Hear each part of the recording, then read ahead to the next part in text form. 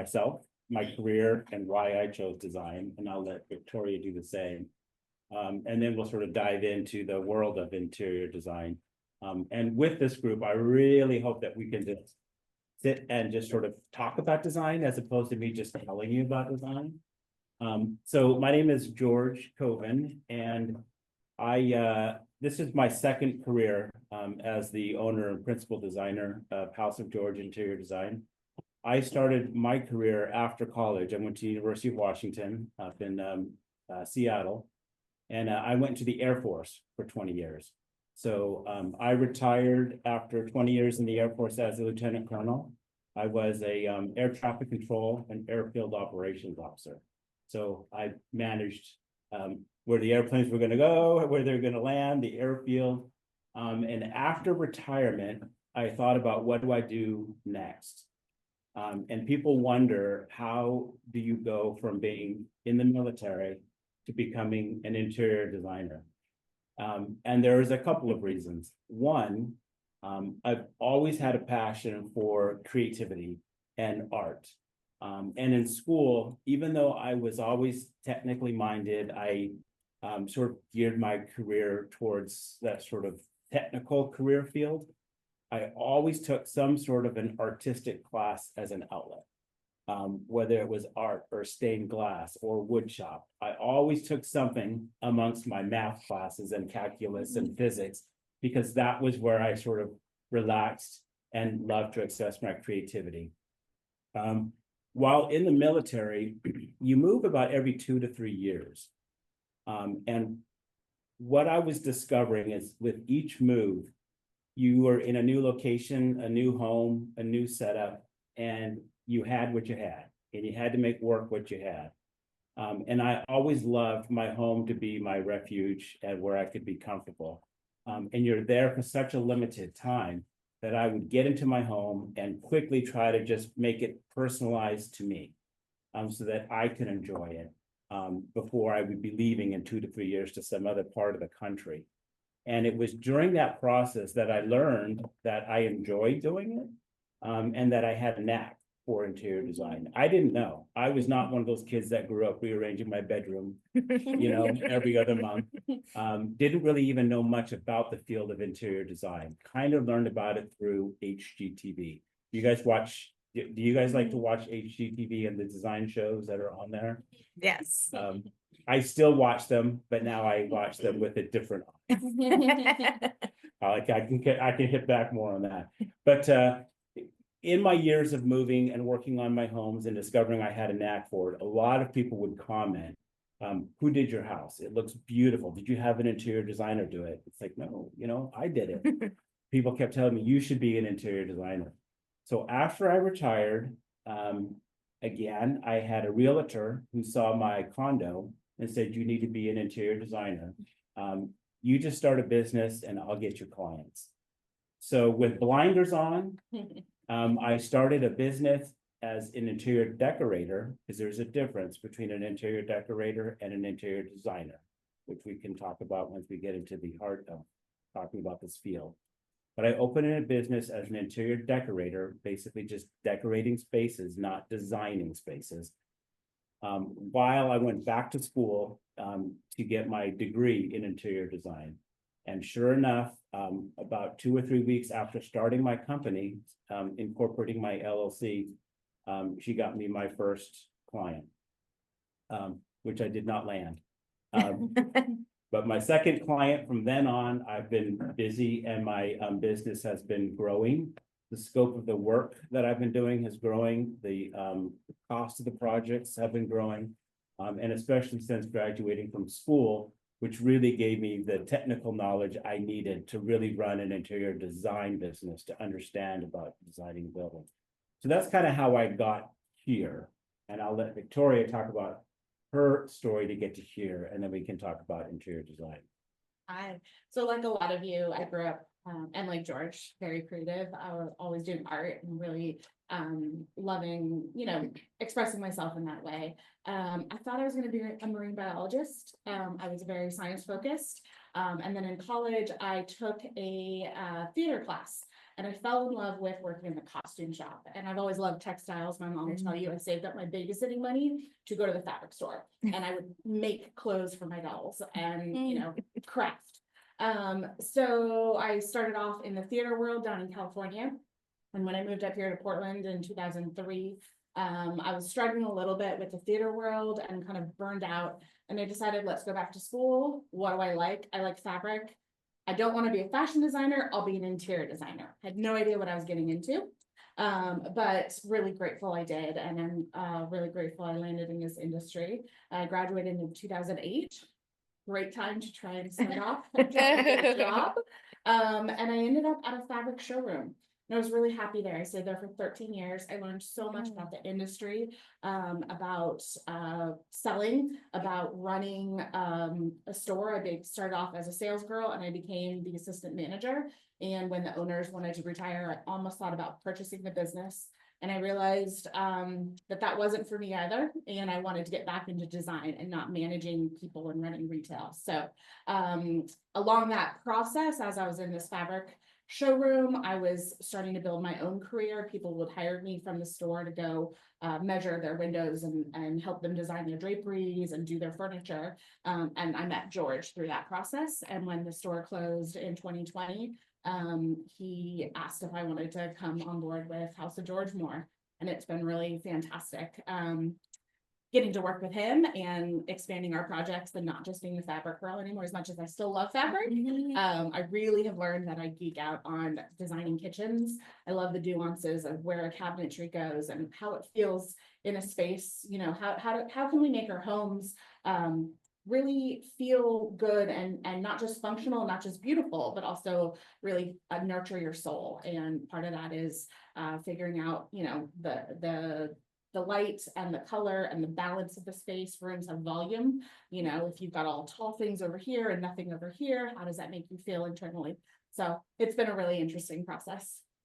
I'm also, I should say, I'm also still an artist. I'm also a ceramicist.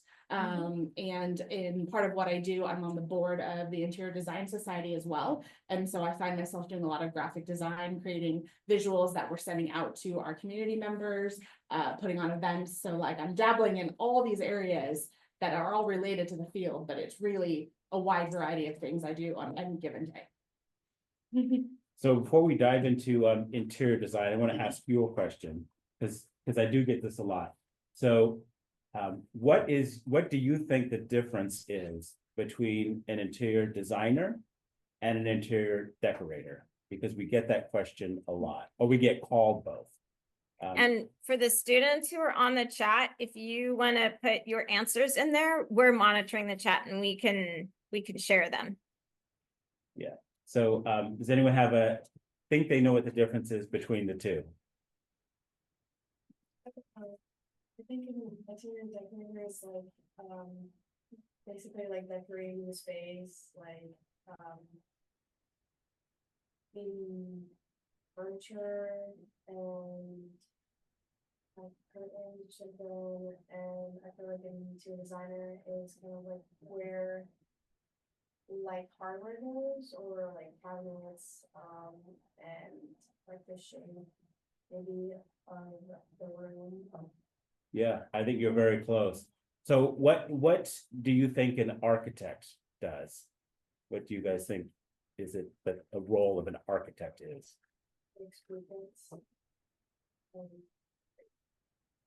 Is helping with building the house or the building. Yeah, so in our field, there's a lot of things that an interior designer does.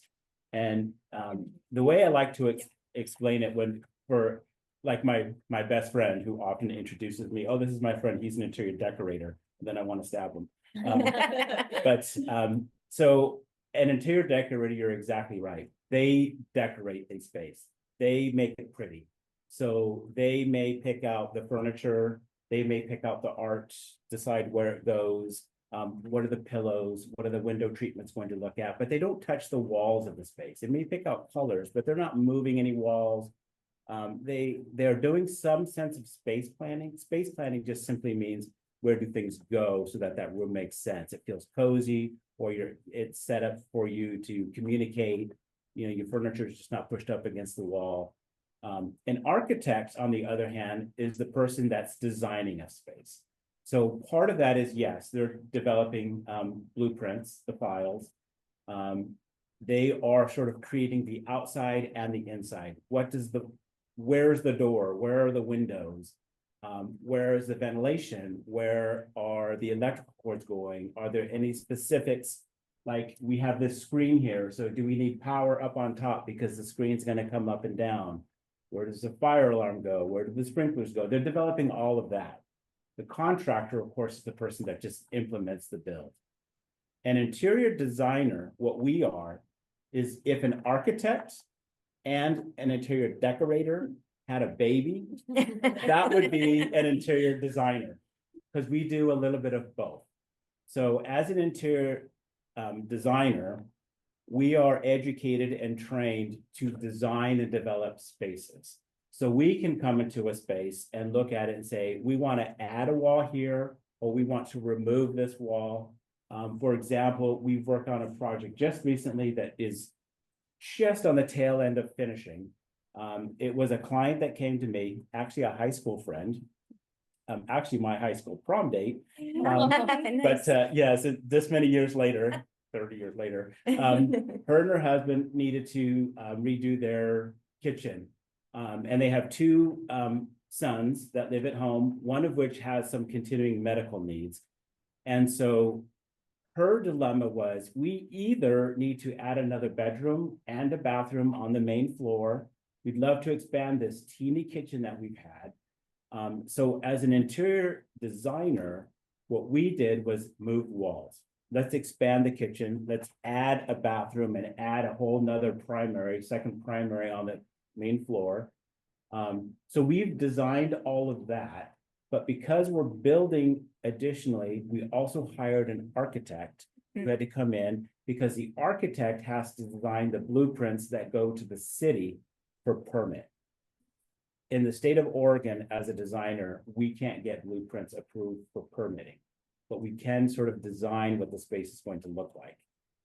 And then, of course, we implemented the whole thing with a contractor who came in and built everything that we needed to do. But our piece of it as the interior designers was to do the initial build out. What does this look like when we expand it? What peculiarities do we need to put in here? In this case, it was a family who wanted to age in place. This is going to be their forever home, which is why they wanted a bedroom on the ground floor, so they don't have to go up the stairs. So we took into mind, how wide are the doorways to get into this bedroom?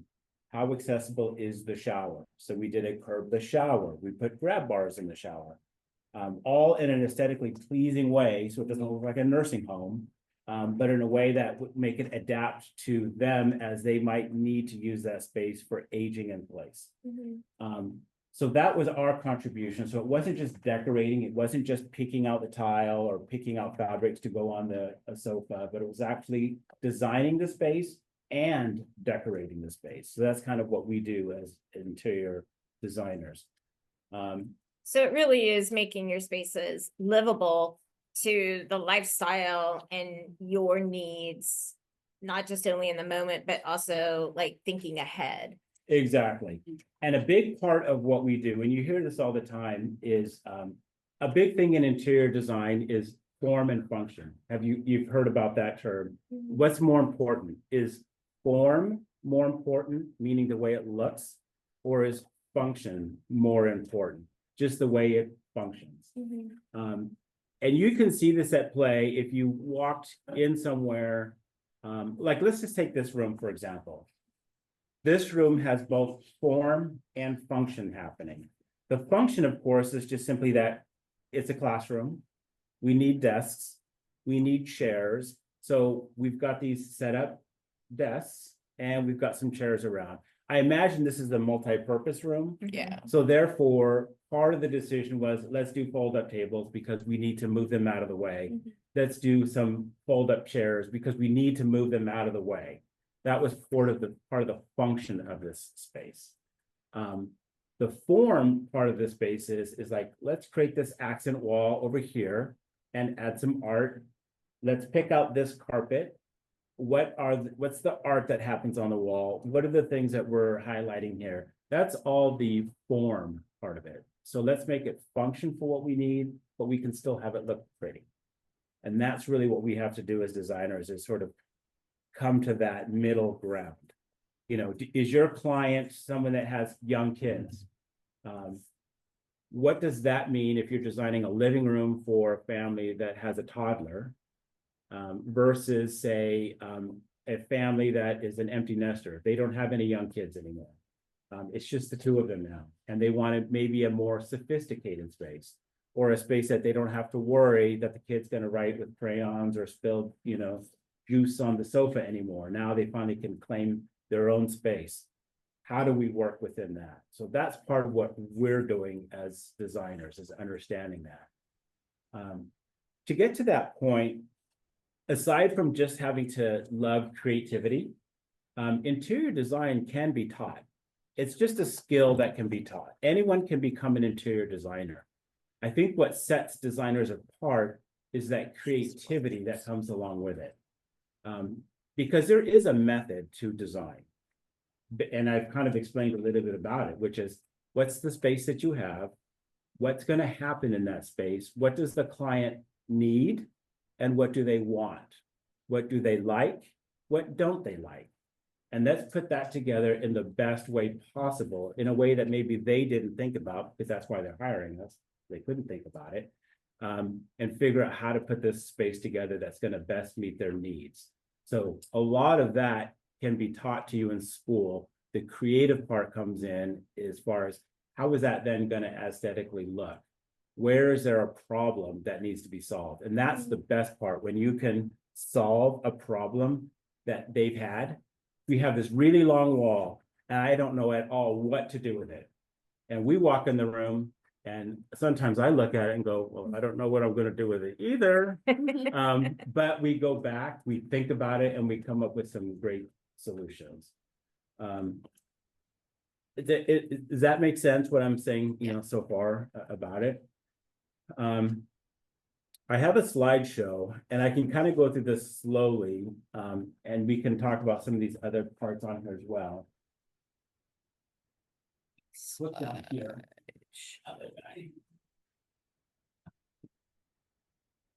Okay, so this first project I am showing because I want to, as it's going through, I kind of want to just describe what our whole process would be. So on the next slide. Oh, it's gonna be transcribe it. Okay.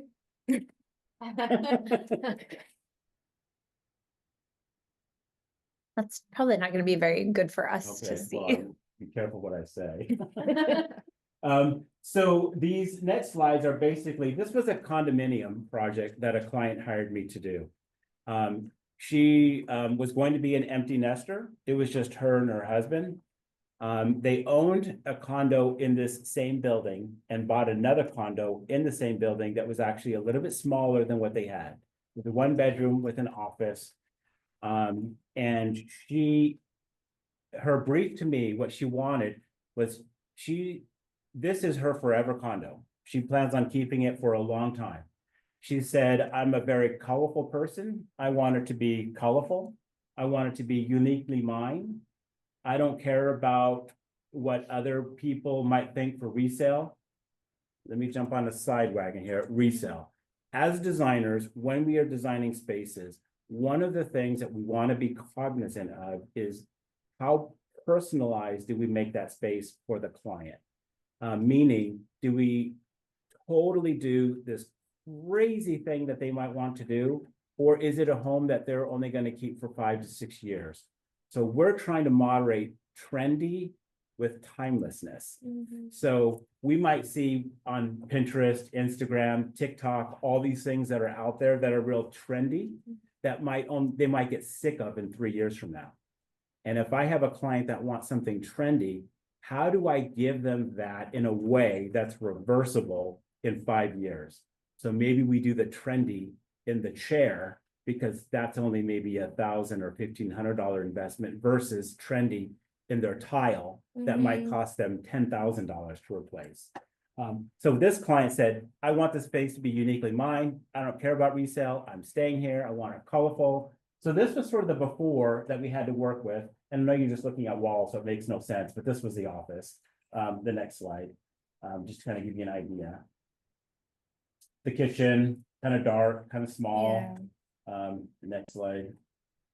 Again, Yeah. kitchen, small, kind of chopped off a little bit for no reason. This was just in the living room, just this big wall. I'm showing this because this picture will come in handy later.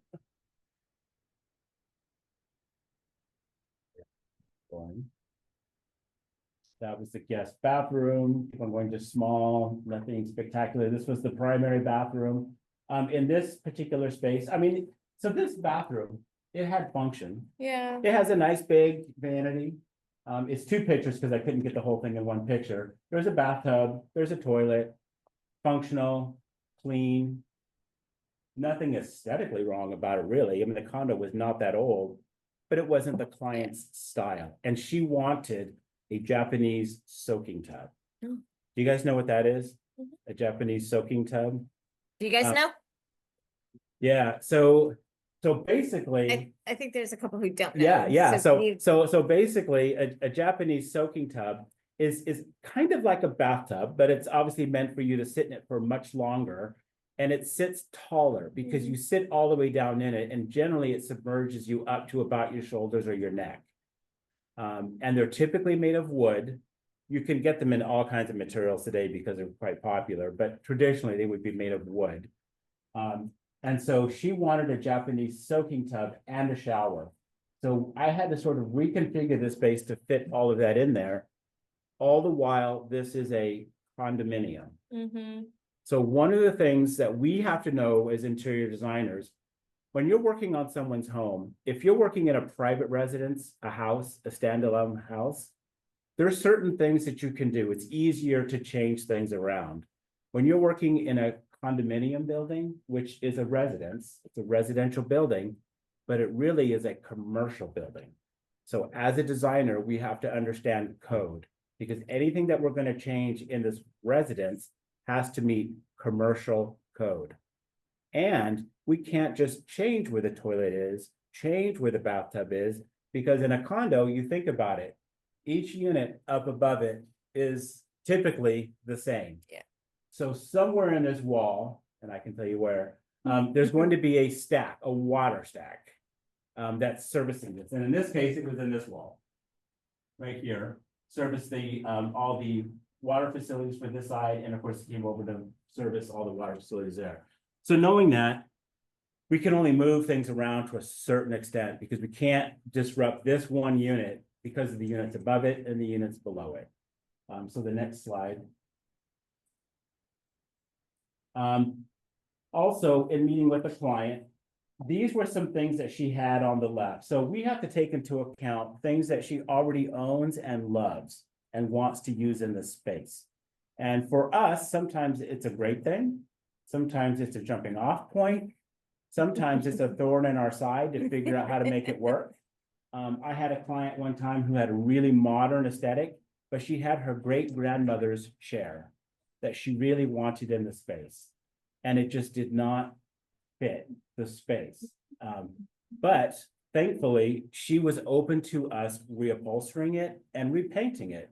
So Yeah. the chair was still her great grandmother's, but when we completed it, it looked nothing like it did before. We took the skirt off the bottom, we put a nice new modern print on it, we painted it out in a different color. It just took on a whole different look, but it was still her great grandmother's chair. So in this case, like in the upper left hand there, that chandelier, where she had it hanging in her current home looked way out of place.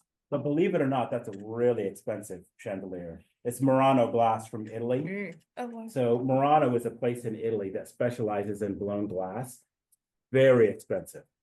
She already had that and wanted to incorporate it. And then she had some art pieces that spoke to her. Whether you like the art or you don't like the art, it's the homeowner's art. They loved it. The piece on the bottom is really big, and you'll see how it got incorporated later. So as I was trying to figure out how I was going to design this space, obviously you can see there's a lot of colors. Mhm. And I was gonna try to pull the colors from that chandelier and that piece of art to make her entire condo cohesive and make those pieces make sense in her space. And again, it's her and her husband, the kids have now left, so it's all her space.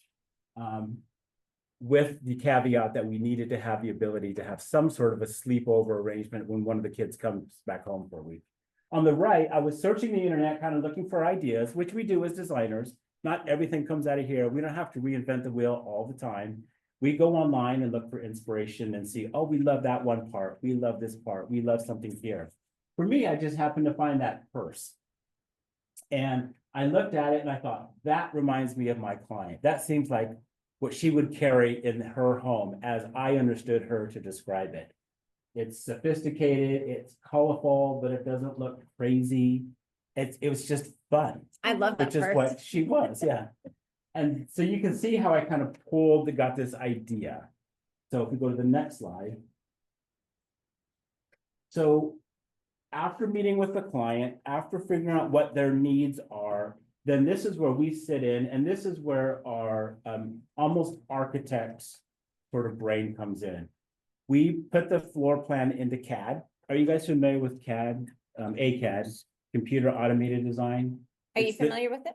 It's the new version of drafting. You know, when you think of like an architect at a big table with the drafting all the buildings, well, we don't do it that way anymore. They teach it to you in school because you still need to know the basics. But now we do it all on the computer to come up with our blueprints. We do the same thing. We go into space, we measure every wall, every window, every door, everything. And we put it into a file into CAD. So we've created another blueprint of the space. And from there, we import it into a program called SketchUp, which just happens to be one we use. There's other ones out there. Are you familiar with SketchUp? Have any of you ever heard of SketchUp? It used to be a free program and it was kind of fun to play with. But it allows us to turn it into a 3D model.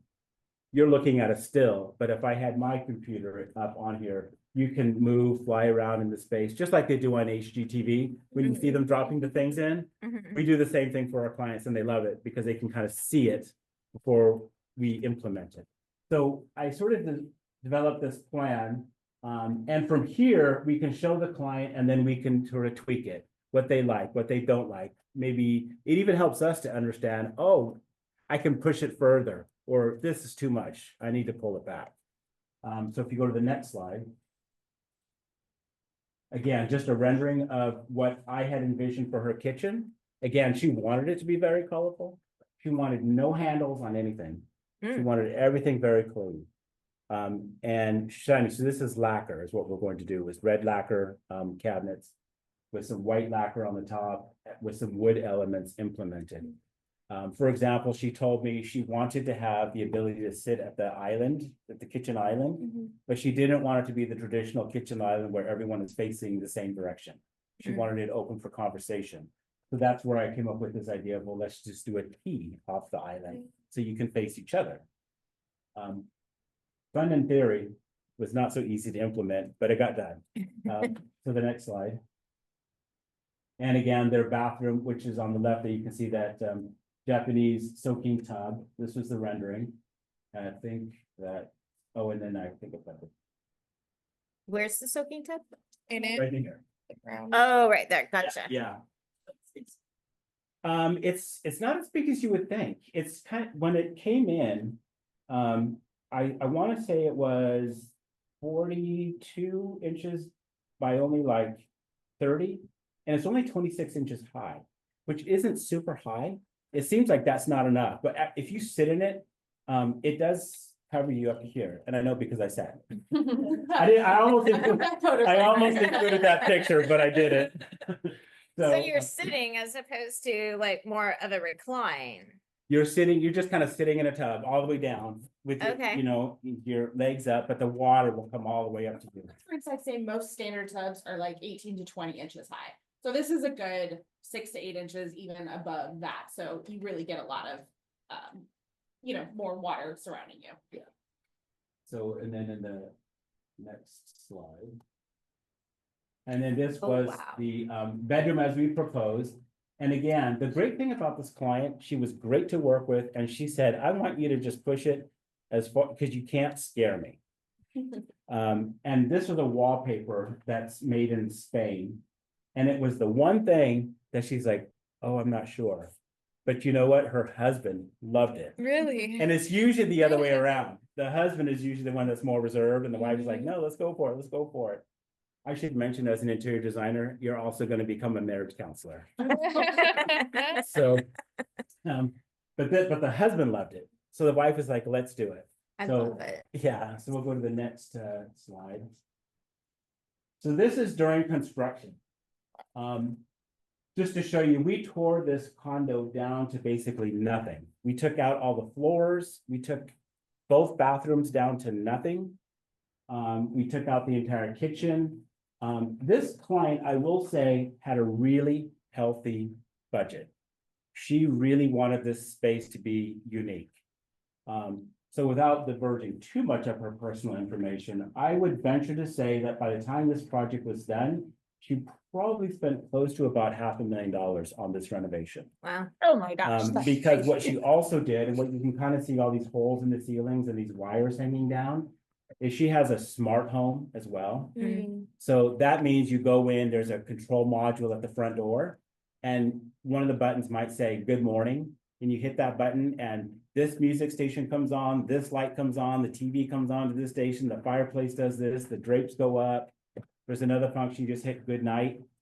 Drapes come down, this goes off, this night light turns on. I mean, the whole house is smart and can be controlled remotely because they also own a home in Puerto Rico and in the mountains. So if there's anything that ever happens to their home, they can do everything from their phone. But if we go to the next slide. Again, this is that bathroom that you saw before. Wow. Completely gutted. That's where the tub was. That wall that has all the plumbing stack in it, as I mentioned. The toilet was sitting over here. And you can see on the left there, now we're starting to put the kitchen back together. And you can also see, here, take that, we've got all the paint that's going everywhere. So even though we pick paint samples and we show the client, you'll do what are called drawdowns, which is where the manufacturer actually makes some of the paint. And you bring it back into the space so you can kind of review it one more time before you buy it all and put it on all the walls. We say that's paint is really cheap, great. but it's not really cheap. It's actually really expensive. When you're doing an entire condo. So that's kind of what you're seeing here.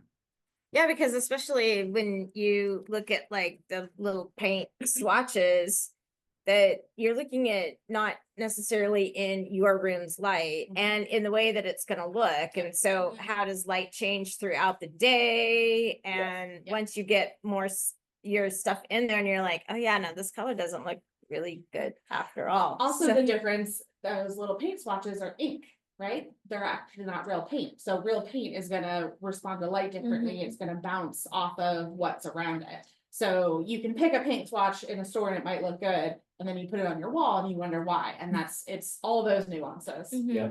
One of the more stressful parts of design for me is picking the paint color. Because you picked it, but when it goes on the walls, you really hope that it's going to look like you thought it was going to look. Yeah. And so that's why we do these drawdowns, because again, paint is cheap, meaning it's easily reversible. But you've paid a lot of money for the paint and the contractor to paint it, but that's what you're seeing here. And then in the next slide. So this was our solution for the office, because she did need to still have a bedroom in her office. So her office was going to function as not only her office, but also as a place to kind of get away. Because again, it's a husband and wife in a one-bedroom condo now, but they needed it to be a bedroom. So this piece on the left is the piece that we designed, and it's called the Zoom room. So if you hit the video on the left-hand side, you can see it, what it does. So what's happening is the bed is actually behind the cabinet. It's not like a Murphy bed. Have you seen a Murphy bed that just kind of, you pull it down from the wall? But once it's up in the wall, there's just this big piece there that's not ever usable for anything else because the mattress is in it. In this case, it's a bookcase that can always stay a bookcase, that can be usable as a bookcase, but the bed comes out from behind the wall. I love that. That's really cool. And then it does the same thing in reverse. And then this is just them starting to install it. So you look at this kind of crazy color on the back of it, which was called taffy. You know, it looked kind of crazy when I started doing it. This was one of those things where it's like, oh gosh. But once the whole room is together, it makes sense. The next slide.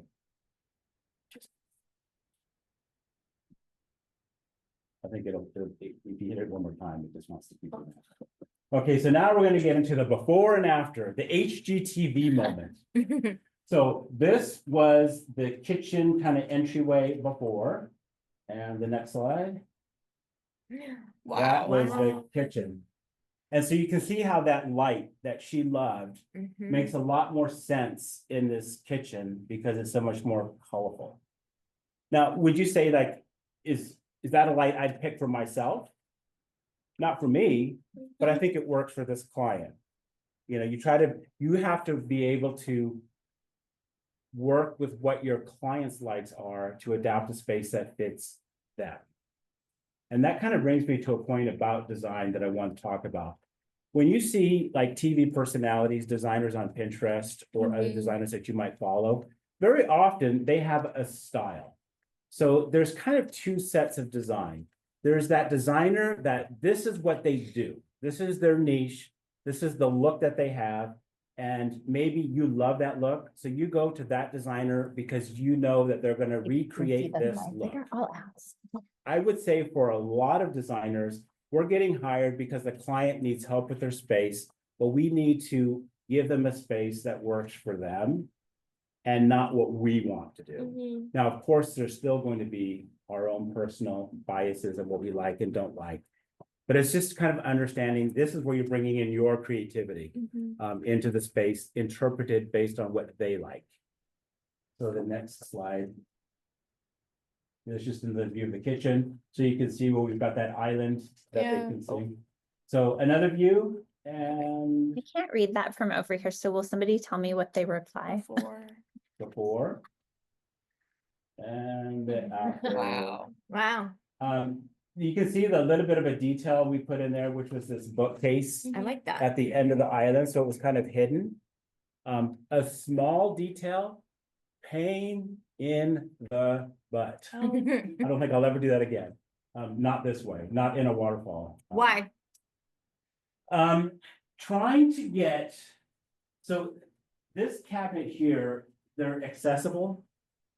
And this particular cabinet opens up because that's where we had all of the junction for all the power for all of this. Trying to get this to line up with this bookcase insert with this waterfall edge, because nothing in this world is perfect. Nothing is perfectly flat. Nothing's perfectly plumb. Plumb means, is it leaning a little bit one way or another? This wall could be perfectly flat, but it might not be plumb, which means it might not be exactly straight up and down. It might be leaning a little bit. That just never happens in the real world, but stone is perfectly flat. And trying to get it to line up at this corner and this corner and here and here and here and here took so much time. So that's the white material is stone. This is stone. And inside is this wooden bookcase, and this is also wood as well, that's just painted out in a red lacquer. And this actually is wood with a veneer, is what we use in this case. It matches, it's the same that matches on the cabinetry here. And so that's also multiple trades. So we're coordinating with the cabinet maker, we're coordinating with the stone fabricator, we're coordinating with the people who installed the floors. Yeah. And the electrician. So we're also having all these conversations with all these different people doing the actual work and helping them come together to finesse these details that we created in our head and asking them to execute. I'm gonna try to see if I can share it because the students online are having issues since it's through the flash drive being Oh. able to see the screen. Oh, no. Is it able to download onto the computer? It's just coming through Oh. multiple with that. So yeah, most of the time I do share, but I'm gonna see if I can switch that over for them real quick. Well, she's working on that. Any questions so far? Am I boring you to death? Is it okay? Is that? I will I say, understand. also, this was a dream client. Not all of our clients have this healthy of a budget, and do this much extensive work either. So what we're showing you this like really awesome case study of kind of a really great job that took a This year and a took- half, Took 2 a year and a years. half. Yeah, but we do a lot of work with smaller jobs, a single bathroom in a house, not the entire house. And it's just as many trades and just as many conversations about all the details and how it all comes together. Yeah, and you grow, I should get this up for everyone else. Okay. Um. If you're interested in being an interior designer, I remember thinking back when I had my very first client, I mentioned to you that I didn't land that client. The very first person I had that the real estate agent put me in touch with, I went to go meet That's her. better. And she was going through the room and explaining what she wanted. My knowing in my head, I'd never done this before for someone other than myself or friends. And I was so nervous, thinking, how am I gonna do this? What am I gonna do? I don't know what I'm doing. I was like, all these negative conversations in my head. And I didn't get that job. But the very next job, it was mostly just picking out some furniture. They needed help trying to come up with, to display all of his baseball paraphernalia stuff. And I knew how to do that. It's like, well, what would I do for myself? You know, I know how to do this. And the projects grow. You know, I didn't start my business doing this. You know, this came after school, and this came after multiple clients where now you're doing a living room. Now you're doing a living room, but you're also redoing the fireplace. Okay, now we're actually adding on the powder room. Now we're just doing a small kitchen renovation to the point where we're doing an entire condo. And now, you know, additions, adding on to the house. So it comes in phases and you learn it as you go. Did it? Yeah. Okay. So this is that office before, which is why you were looking at that slide before.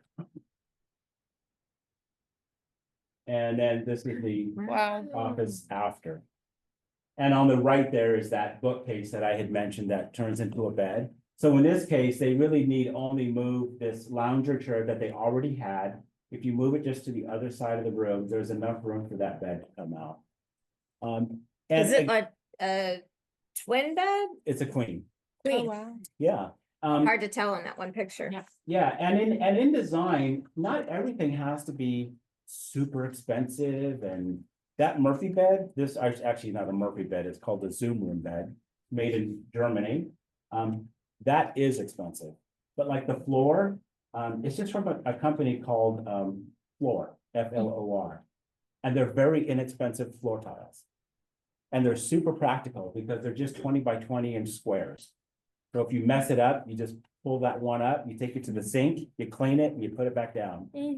And it's not really expensive, but it's how you put it all together. It's also low profile Very low. and profile. doesn't slide around, so that Zoom room bed can come down and roll over it. So we couldn't put a big thick plush rug in there because that bed would get impeded by the rug. Yep, so if you go to the next slide. This kind of shows you how that bed is starting to come out into the space. That's cool. Yeah, queen size bed. Yeah. So the mattress just rolls in behind. Yeah, so what happens is, there's a cavity behind this cabinet here. And this is like an accordion, so as it starts to come back in, these things just kind of accordion up. And this mattress just curves up and sits back behind here all the way up. So the This is mattress really comes cool. with the system, because obviously it's a special mattress to do that. Mhm. But yeah, this whole system is called Zoom Room, and it's a company in Germany and distributed from Florida. So, for us to do this, this was one of those things that was not an inexpensive thing to purchase. But not only that, we had to find a builder that would be willing to design, to build the cabinet that we designed, because they only sell the mechanism, not the cabinet. It's just the mechanism. You build whatever you want around it. Oh. So they have to be able to build this mechanism into the cabinet. And we found a guy here in Florida that was willing to take on the challenge, because we did get a lot of no's. We went out to different woodworking companies and Yeah. say, we've got this bed. This is the video of it. We want to build this cabinet. Will you do it? And they're like, oh, I don't know how to do that. Well, the company has some support. They'll help you. I don't know. We found someone that's like, I'd love to take on the challenge of trying to do it. So that's part of what we have to do as well. We come up with these great ideas, Mhm. but then we have to find someone that's actually gonna do it. So the next slide. So this was that other blank wall that I was showing you, but I wanted to show you what the after was. This was the living room. Wow. Wow. And so in this case, we added a fireplace because she wanted a fireplace.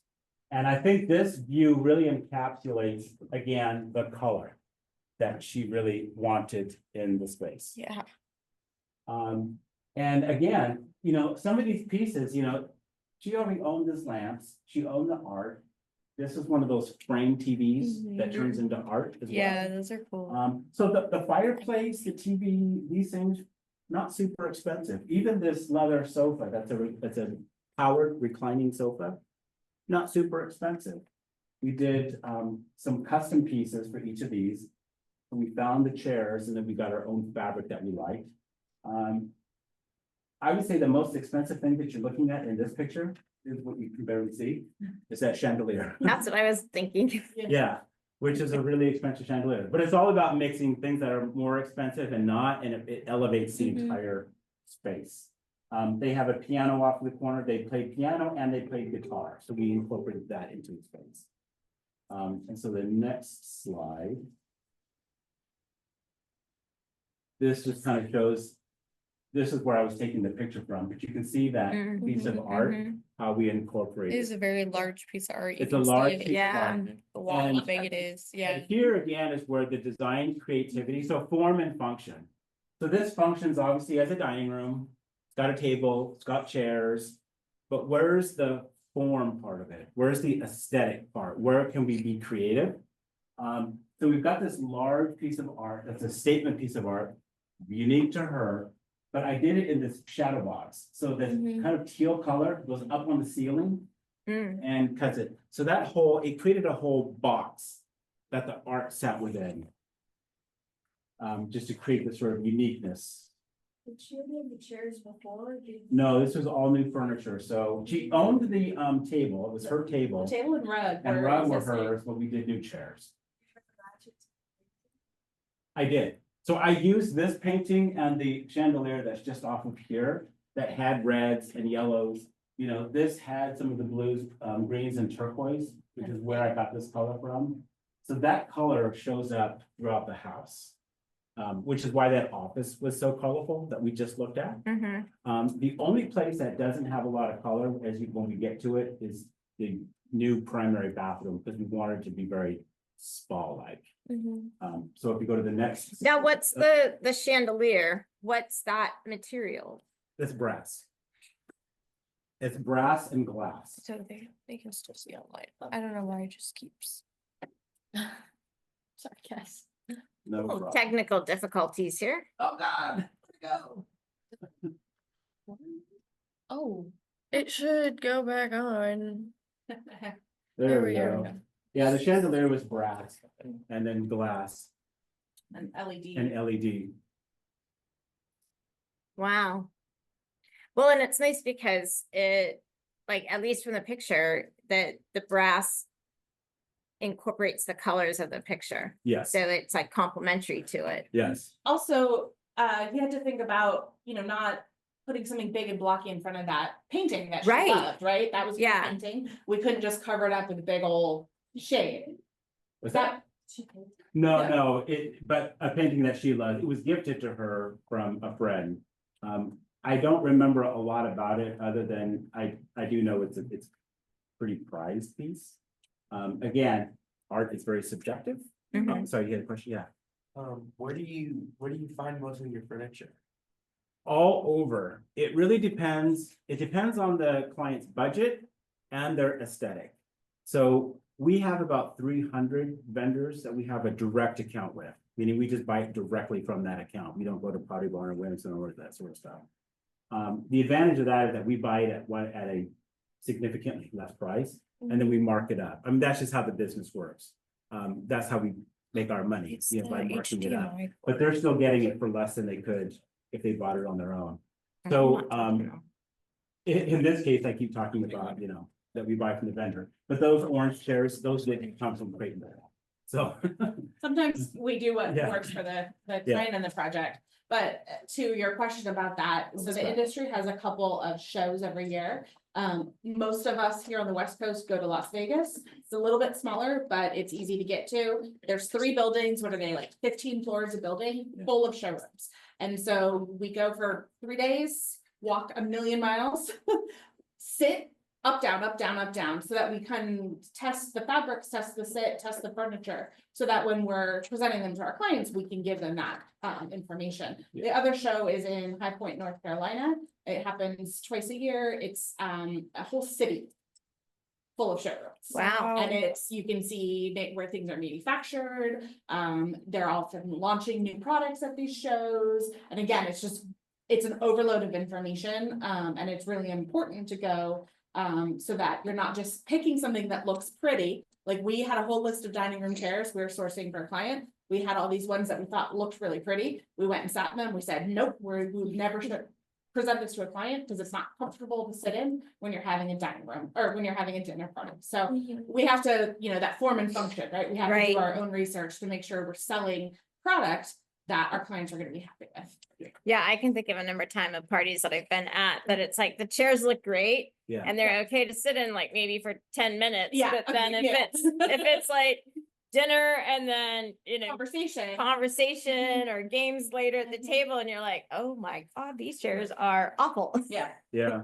So, you know, to your question about where we got it from, all over. So these chairs did happen to come from Crate and Barrel. One of the reasons we did that is because she really wanted to sit in the chairs. And if we're getting them from the vendors, there's no opportunity for them to do that. So in that case, we have to go to a local showroom where she can actually sit and test it herself. So we got it from Crate and Barrel, which as a designer, you do get a discount from those big box stores. The leather sofa manufactured in Canada from a different company called Maroni, the Italian leather. Those sort of jagged, the purple side chairs, that came from a company called Bernhardt, which is made right here in North Carolina. So all over, really. Next one. So that's just kind of a view, almost from the doorway, looking into the space.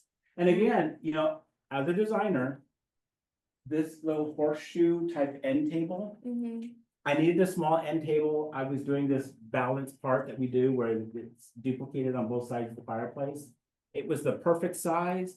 I liked everything about it. It came from Crate and Barrel. That did as well. Actually, CB2. So it wasn't super expensive, but I wanted it to be amped up just a little bit. So I hired a specialty painter to gold leaf the bottom of them on both sides. Just to give it a little bit of something more than what you're gonna do when you buy it just from CB2. And that was not expensive to do at all. Which then, like, my eye looks at, okay, you've got the gold leaf there, and then you have the brass and the chandelier. Exactly. And so, It's So kind of it ties it all Yeah. It's together. kind of carrying things through. My general rule of thumb, this is your free interior design lesson. Yeah. If you've got one of something in a room, you just need to have a second of it somewhere else. Okay. So if you've got like a piece of blonde wood and all of your other woods are darker woods, if you have a blonde piece of wood, you need to have a blonde piece of wood somewhere else in that room so that it looks like it has a relative in the room and it doesn't look like it was just left over from the dorm room, you know. What's the square footage of this space? This condo is about 1,000 square feet, Okay, so it's not huge, Wow, yeah. yeah, but it like looks, bigger. Yeah. Yeah. because it looks like there's a lot of stuff in there that fits. It doesn't look cramped, but the illusion is that it's, The illusion is bigger, and part of that is because most of the walls are this light color. And we've added color in strategic places. So this teal color is why I put teal Mhm. on that wall Mhm. and just these bands to marry the color. The carpet is light, the flooring is light, the ceiling is white. There's a lot of light bouncing into the room. And another thing to consider, this is a really long condo. And the only windows are on the far end of the condo. So as you saw in those before pictures with the dark cabinetry, you had to have the lights on all the time, Mhm. especially if it's a winter day here in Portland. And the light just doesn't penetrate from, this is the only source of outdoor light to get all the way back to here. So we kept it light and bright, and we added a lot of overhead lighting, so she can still control the amount of lighting she's getting during the day, at night.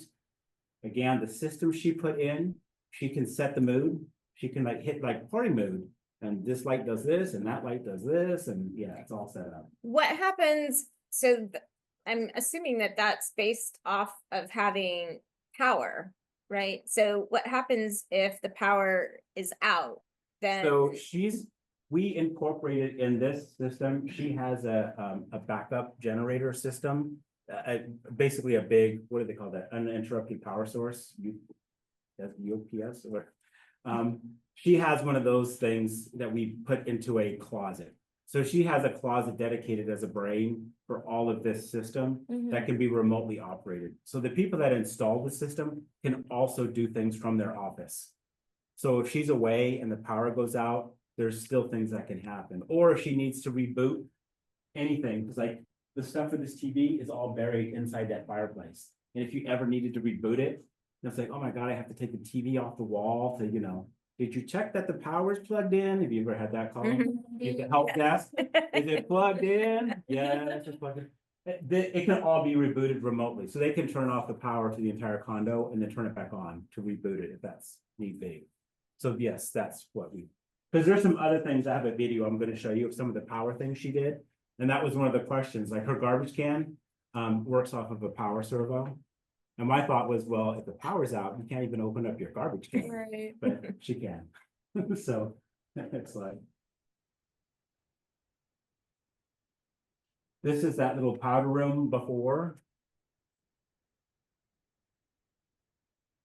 And Wow. that's I love the it. after. wow.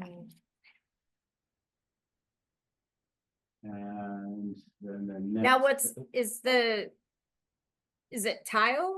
Is The, tile, yeah. the black and, is it black and white or brown and white? It's black and white, and we decided to lay this tile in a consistent manner, but the way this tile works, if you had like done it in a different way, it could create this totally random tile, but she liked it to be more consistent, so we laid it so that it's got this consistent look. There's a whole story behind that bathroom, but I won't bore you with it. That's how it turned out like it did. This was the primary bathroom before, perfectly fine. And this is the after. Oh, I Oh, love so that's that. good. Okay, now that soaking makes. Yeah, so now the little soaking more tub makes sense. This is what they call a wet room. So meaning that the tub, soaking tub in this case, is inside the shower enclosure. So you can go in, because in Japanese tradition, you're clean before you get into a tub. So you shower first, then you get into the tub. And then if need be, you can get out and shower off. This particular wood is teak and hinoki wood. The interior is hinoki wood, which is a Japanese wood. And when it gets wet, it has oils in it and it puts out this like scent, this oil, really pleasing scent. So again, we mixed some inexpensive things with more expensive things because that tub alone was $12,000. Wow. I'd be taking baths every day. Yeah, well, and I think she probably does. She loves it, but it's something that she wanted, and it has a bidet toilet. So And is that a one person or? just one person. One person. Yeah, it's all the room we had anyway. Yeah. We couldn't really get anything bigger. They do make them for two people and bigger and round and all kinds of things, but that's what we could do. And then this is the bedroom before. And the bedroom now. And there's that wallpaper that she was the one thing that she wasn't sure about, but the husband loved. But after Peacocks went on up, it? he loved it. And what I liked about it was we were treating this wall as art. So we didn't put art on the wall, the wall was the art. With the two birds, I especially love kind of over there. Yeah. And the bed. I'll say in this room, we reused all her existing furniture, we reupholstered the chair. Oh, was that the And- chair that was her grandmother's? No, this is a different client, yeah. but this was an older chair she Yeah. had. And it's a vintage like headboard from the fifties or sixties, so you know, we didn't buy a lot for this room, actually. Yeah, I mean, I just talked about her $12,000 bathtub that she really wanted. And this platform bed is from IKEA. Yeah, because it had the function she needed. Mhm. We tried to go to a builder and basically rebuild the IKEA bed. And a lot of the builders at that time, this was coming right out of after COVID. And construction was crazy busy during COVID. And we just couldn't find a builder that wanted to do a project that small. Mhm. And so we thought, you know what? The IKEA bed has what we want. We're gonna buy it. If it doesn't last, we'll come back a few years later and replace it with another bed. But it's just an IKEA platform. But you wouldn't know Mhm. in the whole space. And then the next slide. That's just kind of giving you detail. That's her art that she had. Mhm. So again, so we drove from the colors from the art to pull out the plums and this custom bedding. We did all custom bedding for her. Which again, is not nearly as expensive as it sounds. You can do custom bedding for about the same price as you can actually purchase it at Macy's. Mhm. So what goes into creating the custom bedding? Picking the fabrics that you like and bringing it to a seamstress and say, I need a queen size Okay. quilt. I Mhm. need a queen size Gotcha. quilt. That's about it. I need a pillow. That's about it. I mean, there's more details to it. Yeah. In this case, you know, we did some more details. And again, I don't want to get too much into the weeds, but this particular client, they liked European bedding. Mhm. European beds are set up very different from how, you know, we typically have a fitted sheet and then a flat sheet and then a blanket or a comforter or something on us. In Europe, you only have a fitted sheet and a duvet. That's Mhm. it. There's no top sheet or stuff like that. And her and her husband each have their own duvet because they love not having to fight for the blanket or if one was hot and one was I was gonna cold. say, is that why the mattress? Because It in is. Yeah, Airbnb, I was when I was in Portugal, the bed was like that, where it kind of had that Yep, split down, exactly like and so that. that was like, well, we've never seen this before. So you said the European, I was like, okay. Yep, and because they didn't sleep with the top sheet, this is where form and function come into play again and creativity. So my mind thinks, okay, if I'm sleeping in a bed and we've made this custom duvet cover, and that's what's touching your body, how do you clean it? That's what I was Isn't it gonna be a asking in my head. it's gonna be a Yeah. pain in the butt to take that off, to clean it, however often you do that, once a week, every other week. So Mhm. what we did was we built this custom comforter cover. And the back side of it, the side that touches you, has a sheet that just zips onto the bottom, overlaps, and then is fastened on with buttons. Mhm. So it's decorative. And it looks good, but when it's time to clean, all she has to do is just unbutton that sheet and unzip it from the bottom and wash that. And then put it back on the bed. That's cool. And the comforter itself doesn't actually touch your body. Mhm. And that can just be cleaned on whatever regular scheduling you do for your own comforter, you know, how you Mhm. cover that. So that's kind of the thinking about the form and function. This is what she wanted, so how do we make that aesthetically pleasing in a way that's gonna work for her? There is a question on the chat from Abraham who asked, what goes into deciding brands for furniture like the IKEA bed? Do you have partnerships with any furniture companies that you commonly work with? So we don't, so in this case, she wanted storage in this bed platform. Mhm. And she already owns this vintage headboard, which came in a certain size and a certain height, but she wanted a storage bed. So really, we just started searching the internet, trying to find a storage platform. And the one that fit the bill the best was IKEA. They just happened to have exactly what we needed, Mhm. but we were trying to elevate more than IKEA. And that's when the only option at that point came into a custom build, Mhm. which she was open to doing. We just couldn't get at the time. Any woodworker to work on a project that small. They were doing much bigger projects. So we don't have that sort of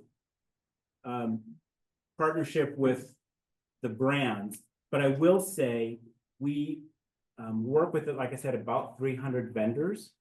And so as designers, as we purchase more from one particular vendor, our sales with that vendor go up. The more sales we do, usually the better price point we get into. So once you hit a certain amount of sales, like maybe if you've hit 25,000 or 50,000 in sales, instead of getting 40% off, maybe you get like 50% off what the retail price would be. Some of these brands, our price off of wholesale is you might take whatever the retail price is and subtract 50% and then subtract another 20%. And then that's what we're paying for it. But now keep in mind, yes, we're paying, significantly less, but we are paying to get it from wherever it is to Portland. Once it gets to Portland, it has to come to a warehouse where it gets inspected and stored and then delivered to the client. And all of those things add to the cost, which we build into the cost of the item, plus marking it up enough so that we're still making a profit. So when it's all said and done, if a sofa costs, I'm just gonna throw out some numbers. Let's say a sofa costs $5,000 and we can get it for $2,500. We mark it up such that we're covering the transport of it, the receiving, the delivery, and still making some profit on it. So the client might end up paying $4,000 for that sofa. Whereas on their own, they'd still be paying $5,000. They're still saving money, but we're making some money as well. Is that's how we make our living, Yeah. is marking up furniture and the hourly fees we charge our clients for working with them. The other thing to think about is when the client comes to you with their budget, you have to factor in all these different areas, right? Every last side table, lamp, shade, all the details. And so we start working with the clients and figuring out where do we want to put their investment so it makes the most sense for them long term. So some clients think that upholstered furniture is not where they want to spend the money and they're okay with something that they might want to replace sooner. Whereas other clients are like, nope, I'm going to sit on that couch every day. That's where I want to spend the bulk of my money and make sure that that's going to last. And then the side table or the lamp can be less expensive. So it's also really having a lot of honest conversations. And this is a hard one because we all come from our own money stories and our own backgrounds, right? I was raised by a single mom in a 2-bedroom apartment. And I didn't know that people spent thousands of dollars on furniture because that wasn't what I came from. So the first time I started having these conversations with clients, it was really scary for me because my reality was different from their reality. But you just be honest with them and you really start to understand where they're placing their value, and you help them decide, okay, that's a good quality piece. This is an okay piece. We're gonna balance. You're gonna save here and splurge here and come in at your whole budget. And everyone's money story is theirs, and you start to get over that, and it's less scary after time. I will tell you that it's Yes. definitely less scary. And suddenly you're selling very expensive furniture, and you're thinking, this is great. This is fantastic. I like what I do. It's a lot of people will think that interior design is shopping and buying pretty things. Oh, that job must be so much fun, because again, on Instagram and TikTok and TV, you see them come in and say, what do you want? Oh, okay. And then they buy it and then they show you, wasn't that fun? They brought all these beautiful things. I will tell you, the world of interior design, especially owning a company, I would say the time I spend on designing spaces is maybe 10% of what I do. 90% of my time is managing the business. It's on the computer all day long. It's processing orders, following up with orders, following up when the stuff arrives damaged, making the claims, trying to get it repaired, trying to see if we can get it discounted, trying to see if I can donate it to get the donation slip so that I can get the replacement piece in, working with clients, setting up meetings, following up from the meetings. It's a lot, doing the presentations. So very little of our work is design, and especially now because I have Victoria who works for me, so I'm really managing the business, and a lot of the work gets put onto Victoria to come up with the designs. And then we have meetings, talk about it, I like this, I don't like this, maybe let's work on this before we present. And like Victoria said, when I started in this business, I did not come from money, and I love home goods. Do you guys ever go to I Home love Goods and Home shop? Goods. I love Home I Goods. love Home Goods. And I see my pillows at Home Goods for $26 for the pair. And then we're speccing a pillow that might be $300 for one pillow for a client. And the first time you do that, I was like, oh my God, I would never do that. I'd never spend that kind of money for a pillow. But being in this business kind of, I don't want to say skews your version of what things cost, but what you have to take into account is your client. Because some clients want that $300 pillow, not because they can say it was $300, but because it's going to come with a certain quality and a certain uniqueness and inaccessibility, I hate to use that word, to just the mass. It's special to them and you're not going to see it everywhere, which is also why some people don't want to go to Crate and Barrel or don't want to go to the big box stores, because that's everywhere. I can get something that's just uniquely designed. I had a client who bought a dining table, and the dining table was $16,000, which to me was like, oh. But I will say, it was gorgeous. And I have never seen anything like it. And I guarantee you, anyone that walks in her house is never gonna have seen anything like that and never will see anything like that. Because it was just, it's unique. It was a handmade piece from New York. And it was beautiful. Would I spend $16,000 on the table? I'm not at that point. But I have to understand that I have clients that want that. So you kind of have to kind of get out of your way. I've stopped using words like, this is expensive and this isn't expensive, and this is cheap and that's not cheap, because those words carry a lot of weight. Cheap can mean not good, but not necessarily. Cheap might just mean it's inexpensive. It's good for what it is, but it's not expensive. I like to use the word cost friendly when we are talking about those sorts of things. But when you talk about expensive, one person might think $2,000 is expensive for a sofa. You guys which do I'm not telling have you to is not. stay the whole time either. But I If you're have like, other I think I've clients got that enough will have no information, problem like, dropping because this is getting $22,000 rather for long, so totally up to you. And that to me seems expensive, but I don't want to use that word because one person's expensive is not someone else's expensive. So It's subjective to subjective. the individual. Yeah, so that's what we could just kind of talking to, that this is gonna be pricier than this. This, you know, we're providing you these options. This is a more budget-friendly option. This is gonna be a costlier option. Yeah, because when you look at your space, like if it's your sofa that you want to have for a long period of time, then like maybe $2,000 makes sense as opposed to, you know, the $200 sofa at More Furniture. Exactly. Right, but You if can find a it's $200 sofa living room. right, yeah. It will be What type of available. budgets do you work with, and is there like a Internet minimum journey? that you have to ever like say, like someone wants Sophia, something, but right? it, you know, it's like not gonna be in their budget? Like, how do you have those conversations in order to like complete the project that they Sure. want? So the budget, so when you're meeting with a client for the first time, that's an important question. There's certain things you need to get from a client when you first meet with them. And that's, you know, first of all, what is it that you're looking for us to do? What spaces are you looking for us to work on? What is it you want to change about it? What is it that you like about it and that you don't like? How are you going to use the space? And then we talk about budget as well. And for some reason, the budget question is always a sticking point. Because I think a lot of people are afraid to tell you what their budget is. Oftentimes we'll get the question of, I want to redo my kitchen. How much is that going to cost? I don't know. You know, tell me what you want and I can tell you if your budget's realistic. Did you guys have Because any a kitchen questions could that like cost he didn't cover, $50,000 to things you were redo. wondering Could be about that weren't covered $300,000. like in this? It just depends Because he on didn't really what spend a lot of finishes you're time putting talking in. about Are you college going or for kind a of like how he marble? got Are you going for started high-end or anything appliances? like Do that. you want like this home here where it's a smart home and has a lot of technology integrated into it? That's an expensive kitchen. Oh, But for we can that, do so a I think he kitchen for a probably lot has less. a bachelor's So, degree. But yeah, It's let me really ask. finding out what the budget is from the client. And we try to tell them, at least I do, when I'm meeting with the client, it's really important to know what their budget is because that manages their expectations. Yeah. If they tell me, for example, I'm doing a living room and my budget's $100,000 and I do show up with a sofa from IKEA, they're probably going to be a little upset because that's not the level of quality that they're expecting for $100,000. Yeah.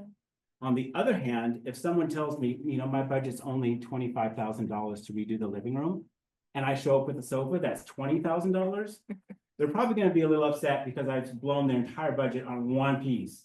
And that doesn't leave room for the rug, the coffee table, the side tables, the end tables, the lights, the art, whatever else has to go into the room. So I tell my clients, it's important that I know what your budget is, because my goal is never to say 100,000, great, I'm gonna make sure I spend 125,000. It's never that. It's so I know where are we sitting, who am I shopping, you know, what vendors am I shopping, and what quality are you expecting based on that money? I hope that answers Yeah, the question. And so when you're looking at budget, like for this project, for example, you had to bring in architects because of permitting. You had to bring in, you know, electricians and plumbers and their contractors with. So all of that gets factored into it. Yes. And their budget did grow, which Mhm. happens a lot because clients fall in love with things and they're like, I'm willing to spend more on that. And so budget just tends to grow. It's nothing that I ever push. Oh, you should do this, you should do this. It's client driven if they decide to go more. So they exceeded their 500,000. Well, this budget started at like 250,000 Oh, and gotcha. then it just. And grew. then it grew. Yeah, Uh, because like the home automation system, Mhm. we went for one specific thing. And then they So, fell in love with it. I all think of you can get a they were bachelor's shown, and that or system there's an alone was like associate's $75,000. degree, like PCC So if has the client exterior is they design themselves exceeding the associate's budget, degree that's also, good, so but if and it's that's I don't, because what I wouldn't know is you like, what's, under like, budget, can you do certain under things with the budgeted. We two-year try to degree work that within their you, budget. but you need the things four-year almost degree to always do come other up, and things it's that up I to the don't, client to that I decide don't if they know. want But I'm to sure we go could about find it. out Uh, more. But like the project we're working Thank on you for right coming. now, by the time everything was Hello. said and done and we got the contractor bids back, Okay, the thank total you. project came in more than they had originally budgeted for. And in this case, it wasn't a matter of, oh, well, we'll just do it. It was like, we just simply can't afford that. We just don't have physically have the money to pay that much. And so that's where we go back in and say, okay, well, let's take this part out of it. Let's take this bathroom out of the scope because we can always come back later and do that bathroom. But let's not take this out of the scope because to come back and do that is going to be much more expensive. It's better to keep it in now. So where else can we cut back Mhm. so that you can fit it now within your budget? And sometimes these things we just don't know until we get to the point where we've designed it. We've brought a contractor on board and he bids it and then says, oh, well, this is to build it's gonna be 150,000. Oh, that's gonna be more than we wanted. We were hoping it was gonna be more like 120,000. We've got to cut out $30,000 somewhere. So maybe we change the materials we selected, or maybe we just save part of the design for a later period, which happens a lot. A lot of clients do these things in phases. It's rare that someone does all of it at one time. Cool. And then the next slide. So this, I just kind of wanted to show you in her unit. So the first one there, some of the unique details that she put in, they're all videos. I will play them. Oh, wow. Oh, so touch open. Yeah, so those were, they're controlled by a servo. They're motor operated. Mhm. And then the next one, you'll have to hear it as well. There's a knocking sound. You can hear it. Mm. But you knock on the dishwasher and it opens.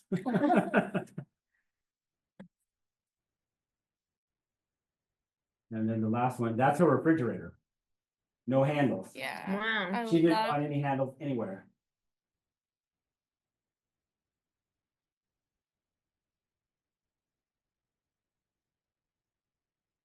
So There's just some a of the sleep. fun things we did at hers. Wow. For the next slide. I don't know, I don't know why it does that, but yeah, we've seen all that. Go to the next one. I think it's gonna play them all again. There we go.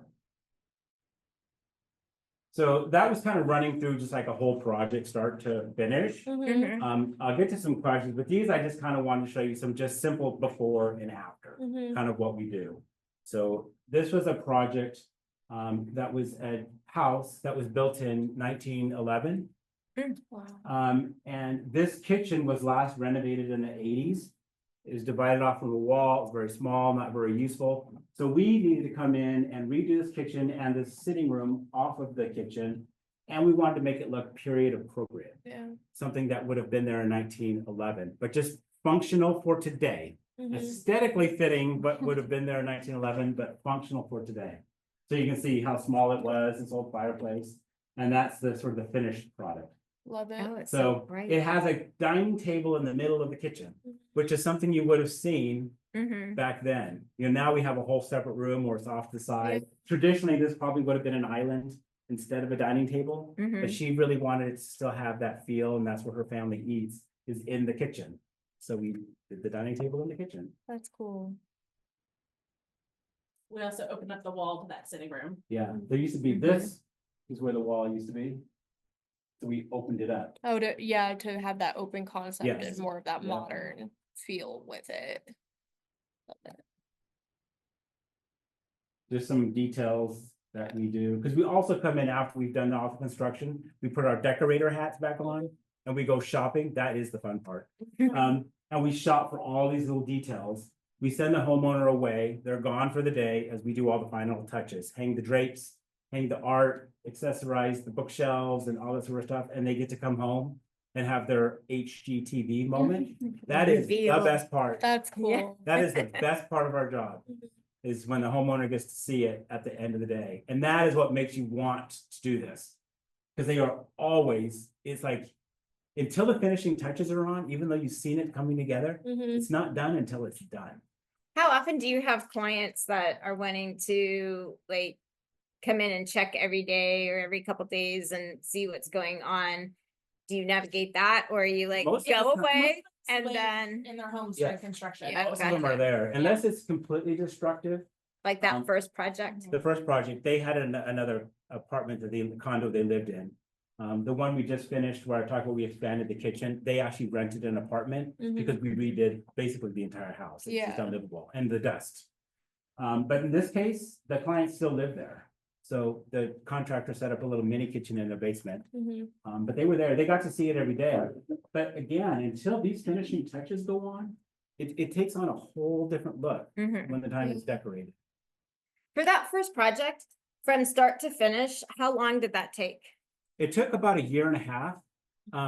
But part of that was we were on a 3-month hold with the city Oh, permit office. Mhm. So we changed so much, and then the city, when we were doing the inspections, the city came in and said, one of these bathrooms has to be ADA compliant. you know what ADA is? ADA is the Americans with Disabilities Act. And so, in any commercial space you go to, that's why there's a ramp up into an entrance of any building. There has to be bathrooms that are wide enough for a wheelchair to get in. If there's something on a second floor, there has to be an elevator for anyone with disabilities to access use of the space. That is true for a condominium building as well, even though they're private residences.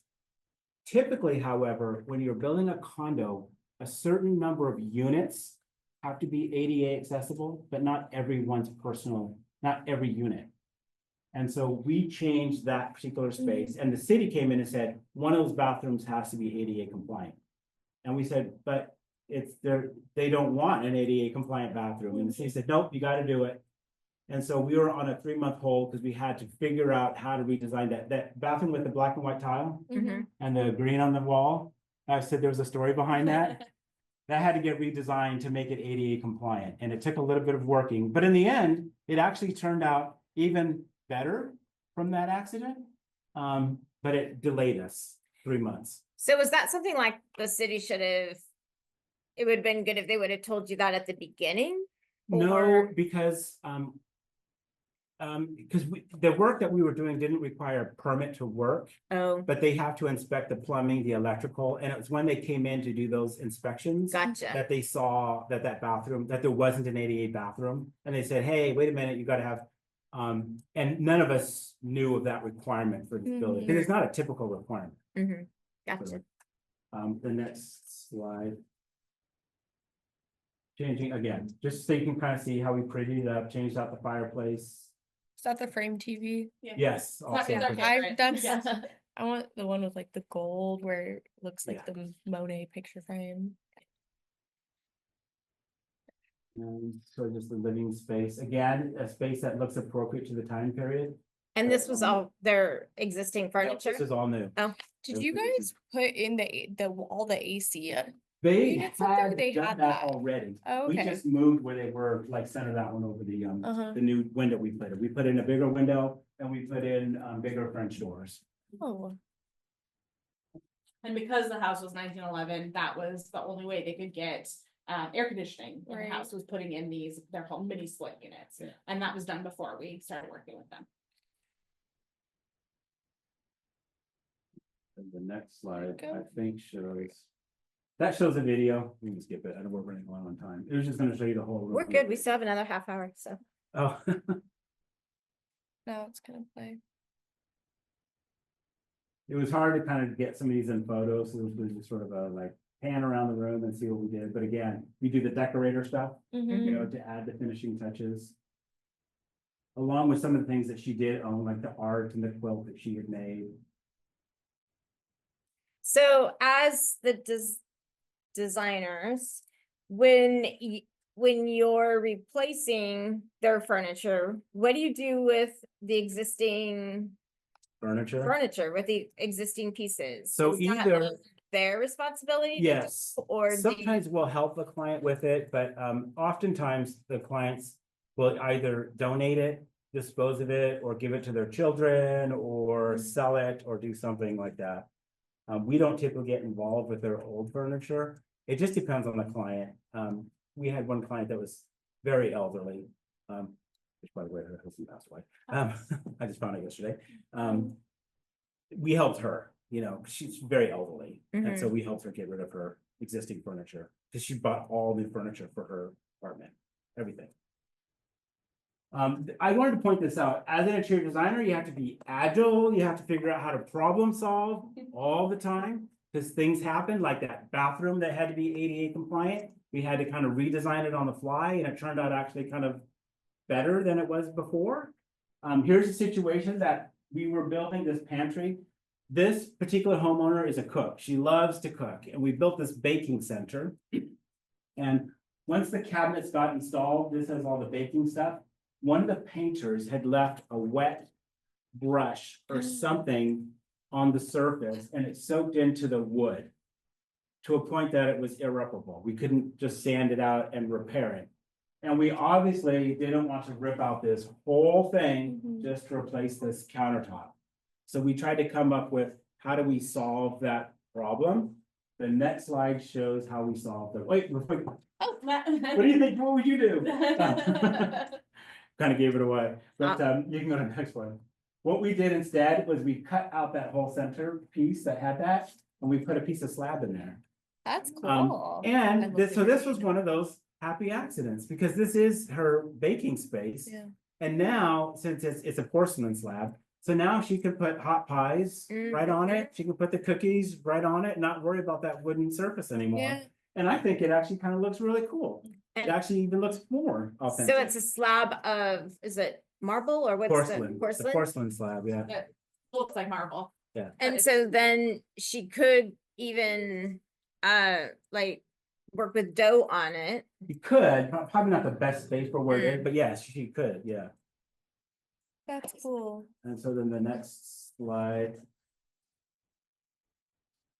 And then these last few photos, and these are just wanted to show you just some different things of what we've done. So these aren't before and afters. They're just some complete photos. I think there's only about 5 or 6. So cute. So this was a bedroom we had done. The homeowner they moved to a new condo. It's only a 2-bedroom, but they had 2 daughters. So we had to do this kind of double twin bed thing in the room. And I just thought it was really cute. So, next slide. Again, That's just a beautiful. high-rise condo with some work we've done. Another condo, I know a lot of condos. We added this whole fireplace element and TV element. And then next slide, that's the kitchen that we redid for them. And their office. That's funky. That's cool. Wow. where we That's- used Yeah. lots love of it. color and texture, because this room has no windows. So how do you make it interesting? Uh-huh. And we told the homeowner, we want to put this wallpaper in there. What do you think? She's like, okay, I think I like it. We want to paint the ceiling orange. Okay, I'm gonna trust you. Mm, I think it looks fabulous. I think it looks And cool. the sofa is a pull-out, so. Sofa bed. Yeah. Yes, can sleep there. And then a primary bathroom that we just did. We just completed the project a few months ago. I think that's the What- last. Like, have you had situations where you've put it up and they're like hesitant about it, but then like, oh no, I like it, and then later it's like, you know what, now with everything in here, it's not vibing, it's. You know, that's not usually the case. If anything, it's kind of the other way around. When you're redesigning a space and the sofa arrives and you bring it in, and then the coffee table arrives and you bring it in, and it starts to get disjointed between the stuff they had and the new stuff. That's when clients start to second guess and say, I'm not sure. And it's like, wait till it's finished, wait till it's finished. I've never had a client that's when it's finished say, now I don't like it. Mhm. If anything, like, oh, now I see the vision, now I love it, which is usually why we like to do it all at one time. We don't do it piecemeal. Because when we do it piecemeal, finally the lamp arrives and you put the lamp on and say, okay, we're done. And it's like, there's no like, aha moment. They didn't get to see this like amazing transformation. Mhm. We're a TV society, you know, we're Yep. we're an Instagram, Yeah. TikTok society where you see the before and after. Clients kind of want that too. And when they see it happen just one thing at a time, it's not real interesting. So typically we do it all at the same time, bring it in. So usually it's the other way around, meaning the wallpaper's gone up and they're like, I'm not so sure. It's like, well, wait till the whole room is finished. Wallpaper and paint are two things that really freak people out. And you also have to think about it, even though we're talking about these clients with kind of large budgets, they're not doing this every year. Even these clients are saving up, planning for this project. They'll do it maybe once or twice, you know, in that house, and then maybe in the next house they'll do it again. So it's not, they're not as used to it as we are either. You know, they do one project a year, whereas we're doing tens of projects a year. So we're used to seeing quick change. So for us, we'll walk in, see the fresh paint, we'll be like, this looks great. And they're saying, oh my God, So sure. I'm not so sure. it It's feels so weird." pink. Yeah. I was like, well, wait till it's done. Yeah. It'll be good. Yeah. I even have to tell myself that sometimes. Yeah. I think that's the last photo. Okay, I'm Which going brought it to. up to, questions. So sorry, Yeah. I know I spoke a lot going on. No, We're this happy has to show been- our work. But I do want to answer your questions about this field of interior design, because you've kind of seen that first sort of case study of what we do from start to finish and kind of what our work is like. But I really want to answer your questions on, so what does it take, or what is it about interior design? Like, what should you be doing? What is school like? You know, what should you expect in this curriculum? Yeah, we do have a question online from Abraham who asked, what degrees mainly feed into the interior design industry? So kind of talking about the education. I know you both talked about that you went to school for that. So, Abraham's wondering Yeah, what so that looks like. a degree for interior design, I wouldn't necessarily say that there's a degree that feeds into it, Mhm. because it is its own degree field. So it's either a degree in interior design. A lot of schools are changing the name of it to interior architecture. Yeah. So interior architecture and interior design are the same. Because what you're going to learn in school, aside from all the other things that if you go to a school or a liberal arts school, you know, you've got to have your math classes, your English classes, you know, that's just college. It is a 4-year degree program, unless you go to like a school like Heritage, which is teaching you just specifically interior design. But if you go to like a traditional 4-year school, you're learning art history, which is really important to design, believe it or not. You're also taking classes like color theory, which seem kind of strange. You remember in kindergarten when you learned about what color combinations make green and all that? You do that again in college in color theory. But it's a whole different kind of way, because now you're having to understand what happens if I have gray walls, or if I have a yellow floor and I paint my walls gray. What's gonna happen? The walls are gonna look purple because of the effect of the yellow in the floor, and that has to do with color theory. And so if you want your walls to really look gray and you have yellowish floors, what color do you really have to use to make your walls look gray and not purpley gray? That's all in color theory. You'll learn that. And then you'll learn specifics of design, the principles of design. Like I said, design can be taught. You know, the programming, what do I need to know? How do I design the space? You learn code, which is really important as a designer. How high are countertops? 36 inches, chairs are 18 inches, bar stools are 24 inches. You should have 15 inches on either side of a stove, 18 to 20 inches between your lower and your uppers. Countertops are 1.5 inches. There's just a lot of things that you learn as a designer that have to go in that you have to know, as well as the different aspects of design. So there's residential design, there's commercial design, there's retail design. Those are all specialties designing for a retail environment, stores. Because then you have to know more about lighting and fixtures and presentation and merchandising. Where are you going to put the mannequins? That's all part of design for a retail environment. There's school design, educational design, designing for an educational environment, which is kind of like this. The lighting is different. Having to have presentations, how are the students going to sit? All of that is an educational design. And that depends on, is it elementary design? Is it college? What level? There's specialties for medical design, which is actually where I thought I was going to go after college, even after having my business. I thought I was going to go into medical design because that's a whole different field. Yeah. And medical design is all based on patient wellness and a lot of code. So there's different aspects of design. I do residential and small commercial work. So I've worked on churches. I've done small commercial projects, not large ones, and residential. And that works well for me because a lot of my business is in condominiums as well, which is really a commercial building. So there's commercial code that goes along with that. But in school, then you'll also learn how to use the tools of the trade. So you'll learn how to use CAD to draw up the blueprints, the floor plans. You'll learn how to use these 3D modeling programs like SketchUp or Revit. Architecture, chief architect. You'll also learn how to do those realistic modeling that you can see sometimes online, where you add the lights and the sun and the windows, and it looks like a real photo. Yeah. And I would say today, even with AI, so you guys are probably more familiar with AI than even I am, but you know, AI is everywhere now. Aside from just ChatGPT, which I have used, aside from just ChatGPT, in our rendering programs, we can use AI to help us render scenes to make it more photorealistic. And one of the questions that comes up is, will AI replace interior designers? And I don't think it will. But as an interior designer, we have to start understanding and using AI, because those designers that don't use AI are going to get left behind. So it's integrating new technology into what you do so that you are still relevant and useful. Because I know how to use AI. I don't.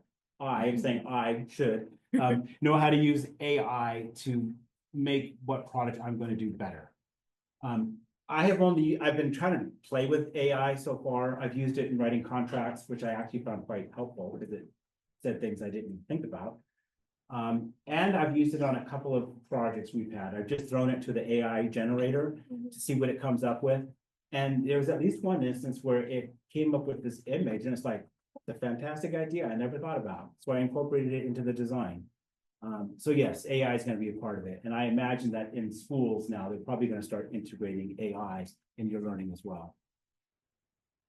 And so in there, AI can help streamline, it can simplify it. It's really about Solves- creating efficiencies. Yeah. So it makes you work faster for your clients. Not everyone is great at the rendering part of it, right? So when AutoCAD came out, the whole hand drafting, the classic, pencil, paper, rulers, right? Some people really embraced CAD and it made them faster and more efficient and expanded what the industry could do. So now AI is helping people create renders faster. And show clients really quickly, how you can color change something. Instead of when we were in school, we literally had classes about coloring and how to create images to sell your design to the client. And then in there, I think when I was in school, right at the end of when I was about to graduate, SketchUp came out. And so I self-taught SketchUp, but now kids that are in school are learning it and are amazing at what they can do. So it's always changing and it's always growing. AI, I will say personally, I struggle with it. It's kind of an unregulated field right now. It's the wild, wild west. We don't know where it's going. We don't know the impact it's having on our environment. All those, huge computer banks and all the water it's taking. So while George's point about it's true, we have to learn about it and know so that we don't become obsolete ourselves, but we also have to learn about it to know so that we can help the industry regulate it so that we're thinking about the next generations and that aspect. So, part of what we do is go to classes. We are part of industry, like I mentioned, I'm part of an industry group where we bring people in to talk to us about these kind of things so we can stay on the forefront of the knowledge and what's out there. And we can learn about these things and stay current and kind of make these decisions about how we want to be in the world and how we want to show up. One of your questions here was talking about sustainability and eco-conscious design. That's a huge field and there are people who specialize in that. There's a whole certification process that you can take to become certified so that you are building the LEED buildings, leadership and energy. Yeah. So I'm sorry. LEED. LED. So a LEED certified building meets all these metrics so that they know that it's a sustainable building, it's eco-conscious, it's got all these layers to it. So that's a whole field if you're interested that you can learn about and focus on. There are some people that I went to design school with that they fell in love with the program George mentioned called Revit, which is a version of a 3D modeling. And now this girl, she's not a designer anymore. Now she's what's called a BIM manager, building information. Yeah.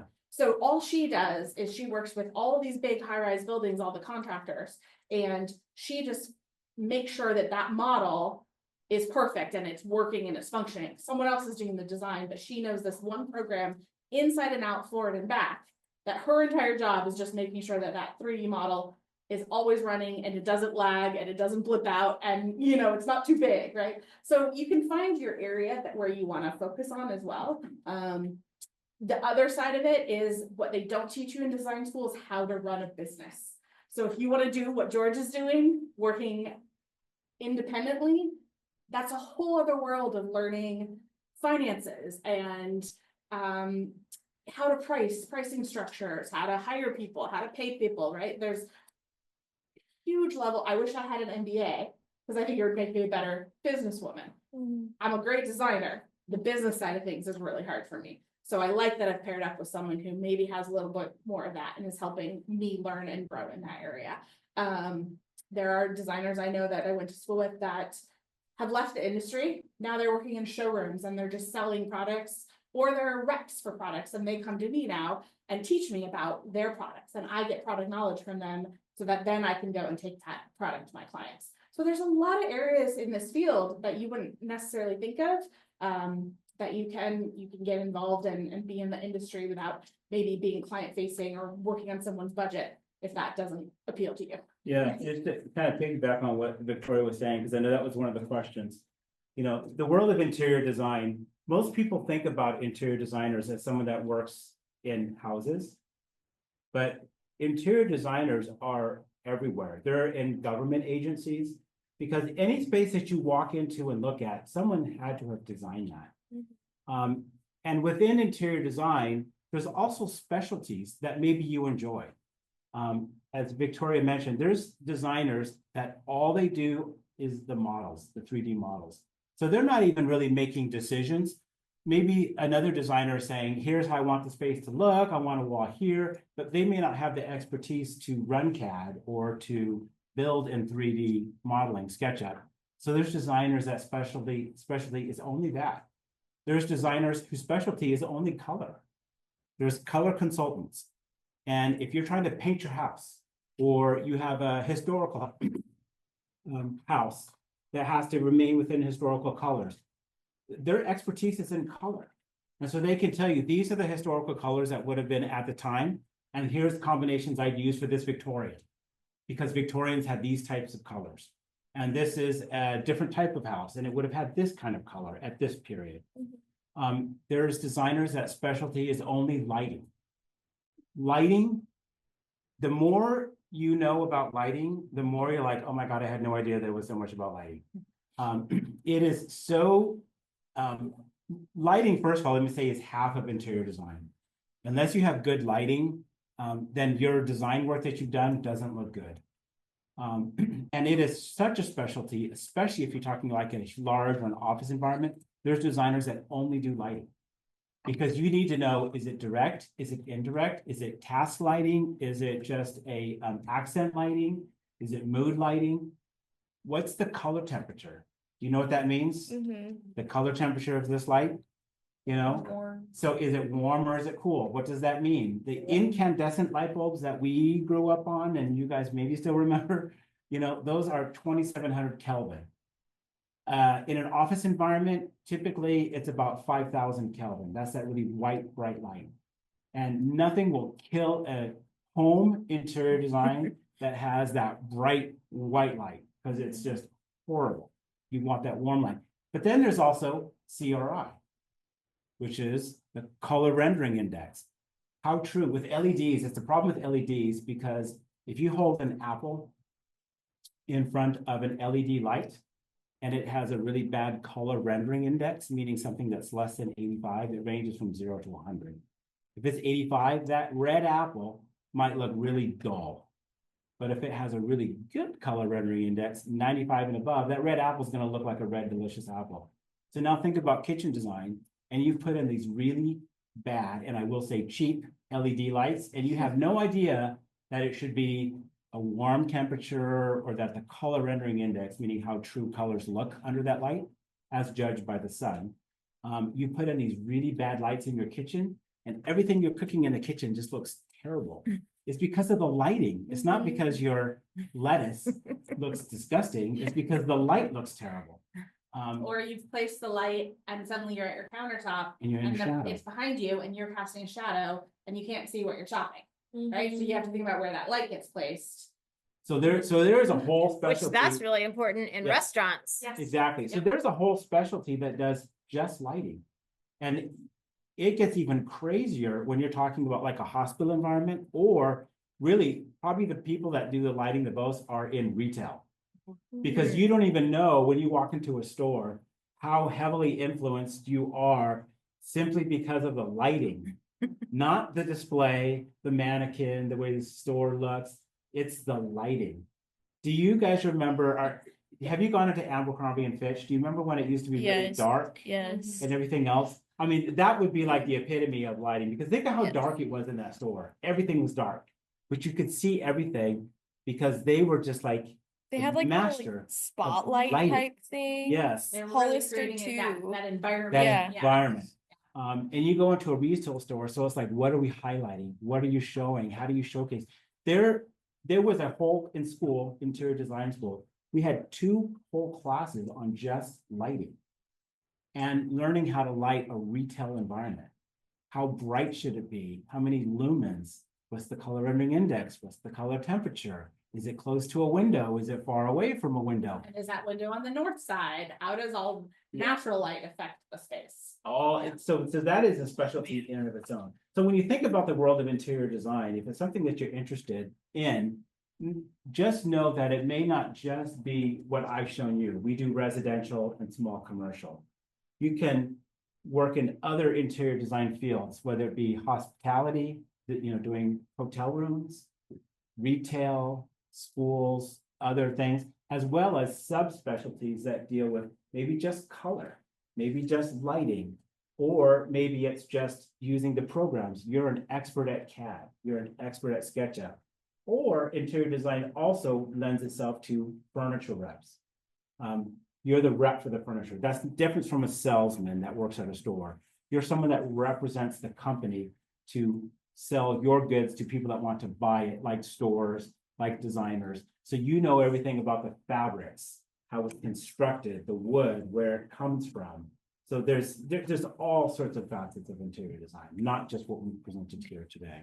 Which is interesting. So in there that AI and technology can simplify a lot of work, it cannot replace that human element of the interaction and the way that a living, breathing person is engaging in the spaces Right. that we all move about in. Absolutely, and that is at the core of what we do is we are affecting humans in their day-to-day lives. We're making places safe for them if it's a commercial building. We're making sure they have an exit that's unencumbered. So if there was an emergency, how do they get out of the building? If it's your home, we're making sure that it's a place that you can come home to and relax, recharge. You're gonna be safe in your home. You're chopping your vegetables for dinner. You're not gonna have, an injury with your finger because the light's in the right place. But also, like I mentioned at the very beginning, in that room, I love to think in 3D, because a whole wall of cabinets with nothing on this side, that room is gonna feel really different than if we've equally balanced things on both sides of the room. So how do we do that? We can do a color. Color has weights, visual weight, so we could, if the cabinets have to stay on one side for whatever reason, there's other ways of affecting the whole space. And I lost my train of thought, forgive me. Well, what's a space that you guys like to, like, where's a place that you go and you like to just sit and enjoy? Like, like a coffee shop or something. Is there a place outside of your home that you just kind of like to go and just like if you were doing homework and it wasn't at home, where would you like to go do that homework? The library? So is there a reason you choose the library? So the lighting has something to do with it?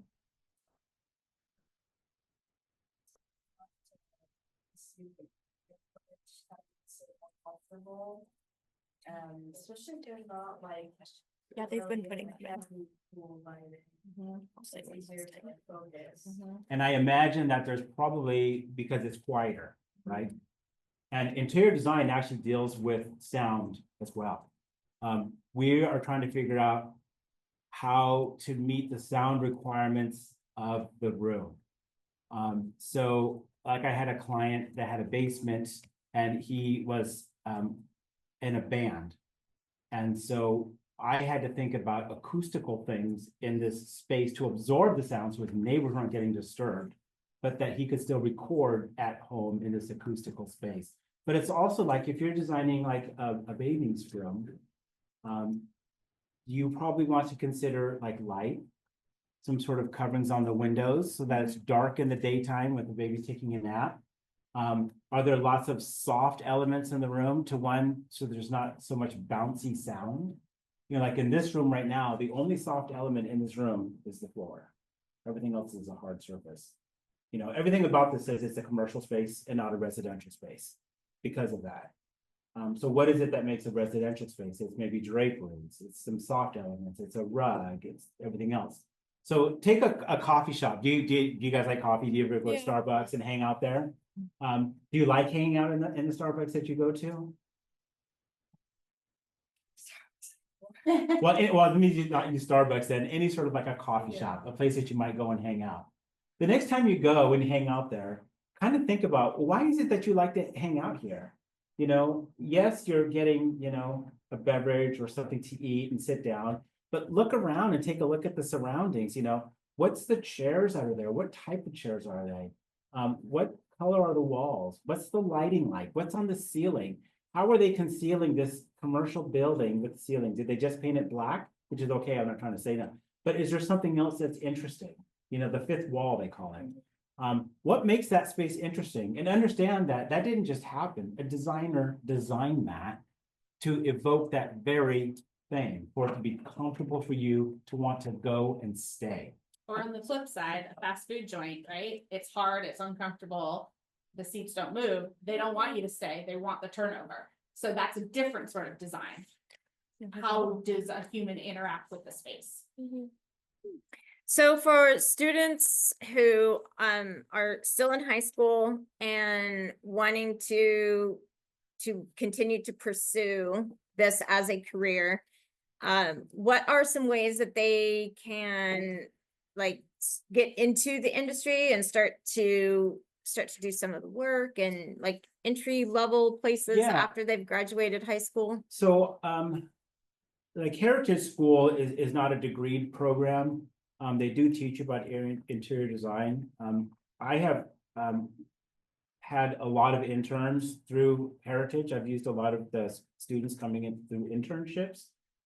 I would really say for someone that wants to get into this career field, there isn't really a particular like prep to get into the school. Like say if you want to become an engineer, you know, that is, I could tell you, you need to take math classes, you need to take physics classes, because that's what you're going to need to do in college to become an engineer. To become an interior designer, really, it's just having that sense that you love creativity and you want to kind of help manipulate the space.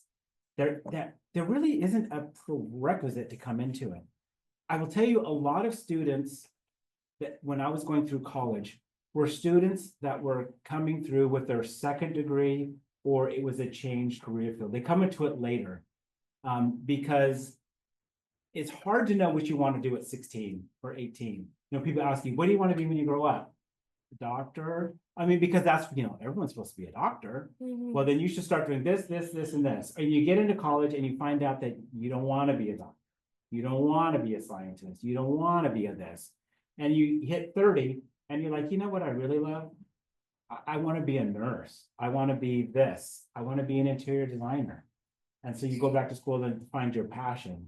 So there isn't a prerequisite, I'd say, of classes, but it's just a passion and love for the creativity. As I mentioned, for me, I didn't even know I had the skill set to be an interior designer, but I did love creativity and I loved working on my home. And I kind of mentioned at the beginning, I loved HGTV when that became a thing, because it became a thing when I was in my 20s. Trading Spaces. Yeah.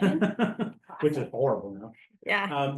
But I actually learned a lot from those programs, because some of the programs, they tell you what they're doing and why they're doing it. And it was kind of like learning and seeing the before and after. It's like, I'd like to do that. And then through my own working on my own homes and learning about it, that was fun. As a designer now, I like HGTV for the after, the creativity. I don't like it for the unrealistic expectations that people come to us thinking will happen. Thinking that they're gonna get a whole new kitchen in a week, and it's only gonna cost $20,000. That does not happen. It's a year, and it's gonna be $150,000. So, So there can be value to like working at Crate and Barrel Exactly. or going and Yes. working at even IKEA in a simple way, right? Yes. Yeah, at, stuff like that can some of certainly- the different fabric upholstery stores. Exactly. That's a good way to Exactly. get your feet in. yeah, I would also say there's a lot of industry networking groups out there. There's NKBA, which specializes in kitchen and bath. There's NWSID, there's IIDA, there's IDS, which I'm a member of. There's a lot of these groups, and they, like I said, we put out monthly educational meetings, and a lot of them are free to attend for your first couple or free for students to attend. And it's a great way to kind of learn about what's happening and meet people who either will give you an internship or answer your questions, or maybe introduce you to someone that you think you might be interested in, like, oh, I don't like fabric, so I don't want to work in a fabric showroom, but I love the idea of working maybe at a wood shop and learning about cabinetry. That's a whole other world of how, you know, how to build the cabinets that our appliances go into, or how to build that wall bed or a closet, right? And a custom closet. There's a lot of layers there. So I would say industry groups, you know, they're mostly very welcoming and accessible, and people love when you come and ask questions.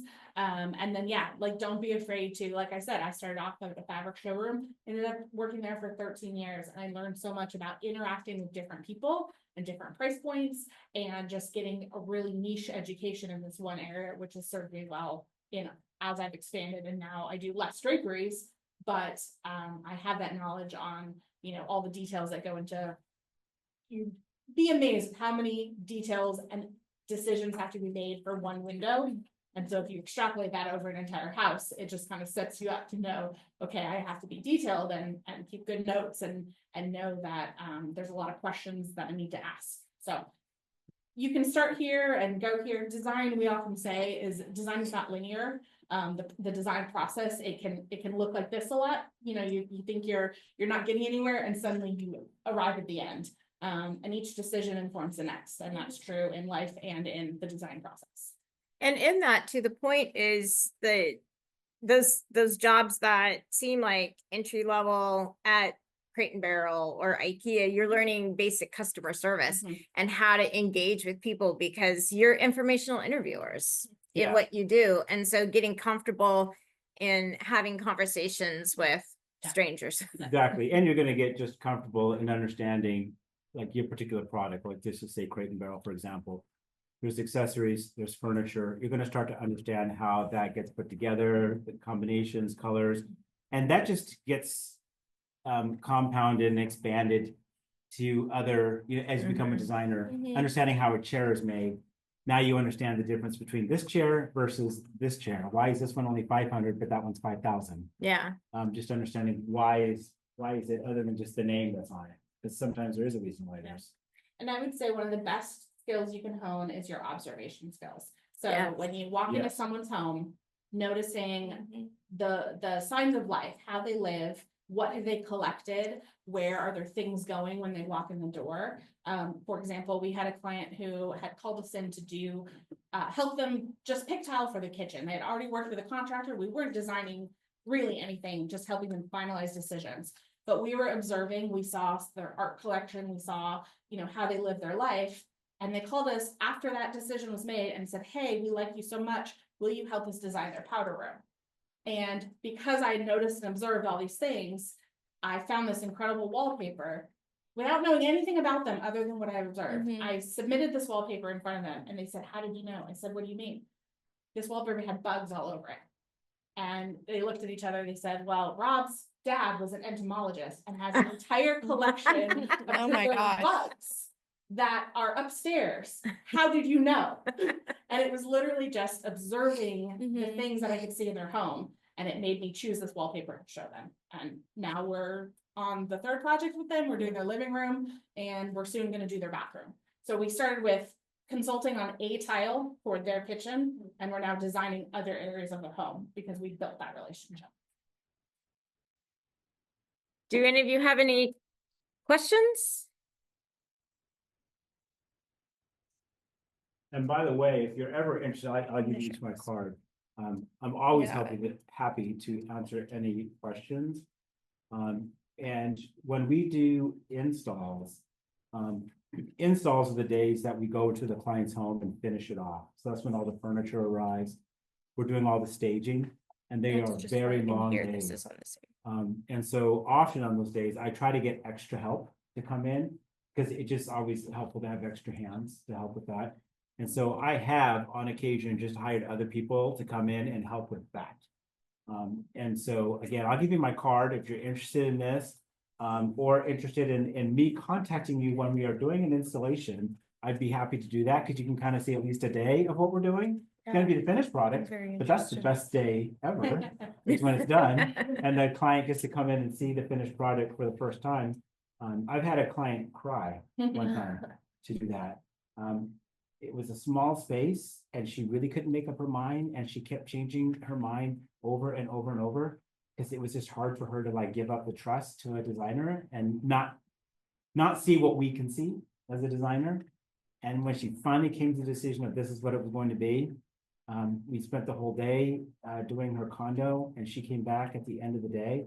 I was so nervous because during the whole process, she was always so unsure of everything. And of course, she'd never seen any of this furniture that we're just picking off of, you know, I showed it to her online and a presentation, you know, this sofa, this chair, and this bookcase. And when she came home, I was like so nervous, and she started to cry.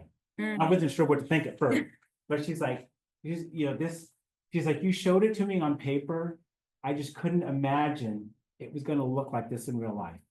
On just every little thing. And that was like one of the most rewarding reveals that I've ever had. So that's a long way to say, as I give you this card, if you are so interested in design, reach out to me and let me know if you're ever interested in doing a installation day help. That way I'll know to call you when we have them, because I don't know when they're always going to be. It's just when the project wraps up. I'd be happy to then just call you and say, hey, we're doing installation on this day. Are you available? Like to come help us? We can do that.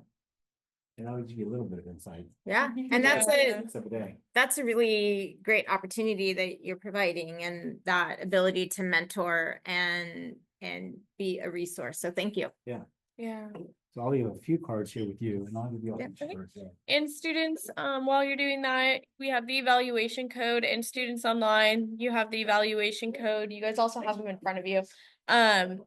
The evaluation is the way that your attendance is tracked. Failure to complete the evaluation means you're not going to be awarded your career credit for attending today's event.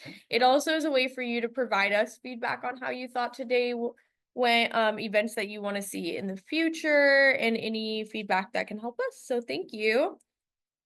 And thank you all for listening to us. Yeah, this was great. And then I'll just have this displayed as like what we have going on the rest of this week, and then also our last March Curly Thursday of next week. So if any of these sound interesting to you, you're welcome to sign up for them as well. What a nice variety. I love this. This is fantastic. Thank you. Makeup artist. And did any of you guys see that show? I think it was on the Sci-Fi Channel. It was a competition Yeah, show they me created know around about it. people that were doing makeup for movies. Yes. Like creature design. Yes. Isn't that just fun? That was fascinating. Yeah. Yeah. That would be cool. I have to. Well, thank you again for. Yes. Thank you. And if you need help with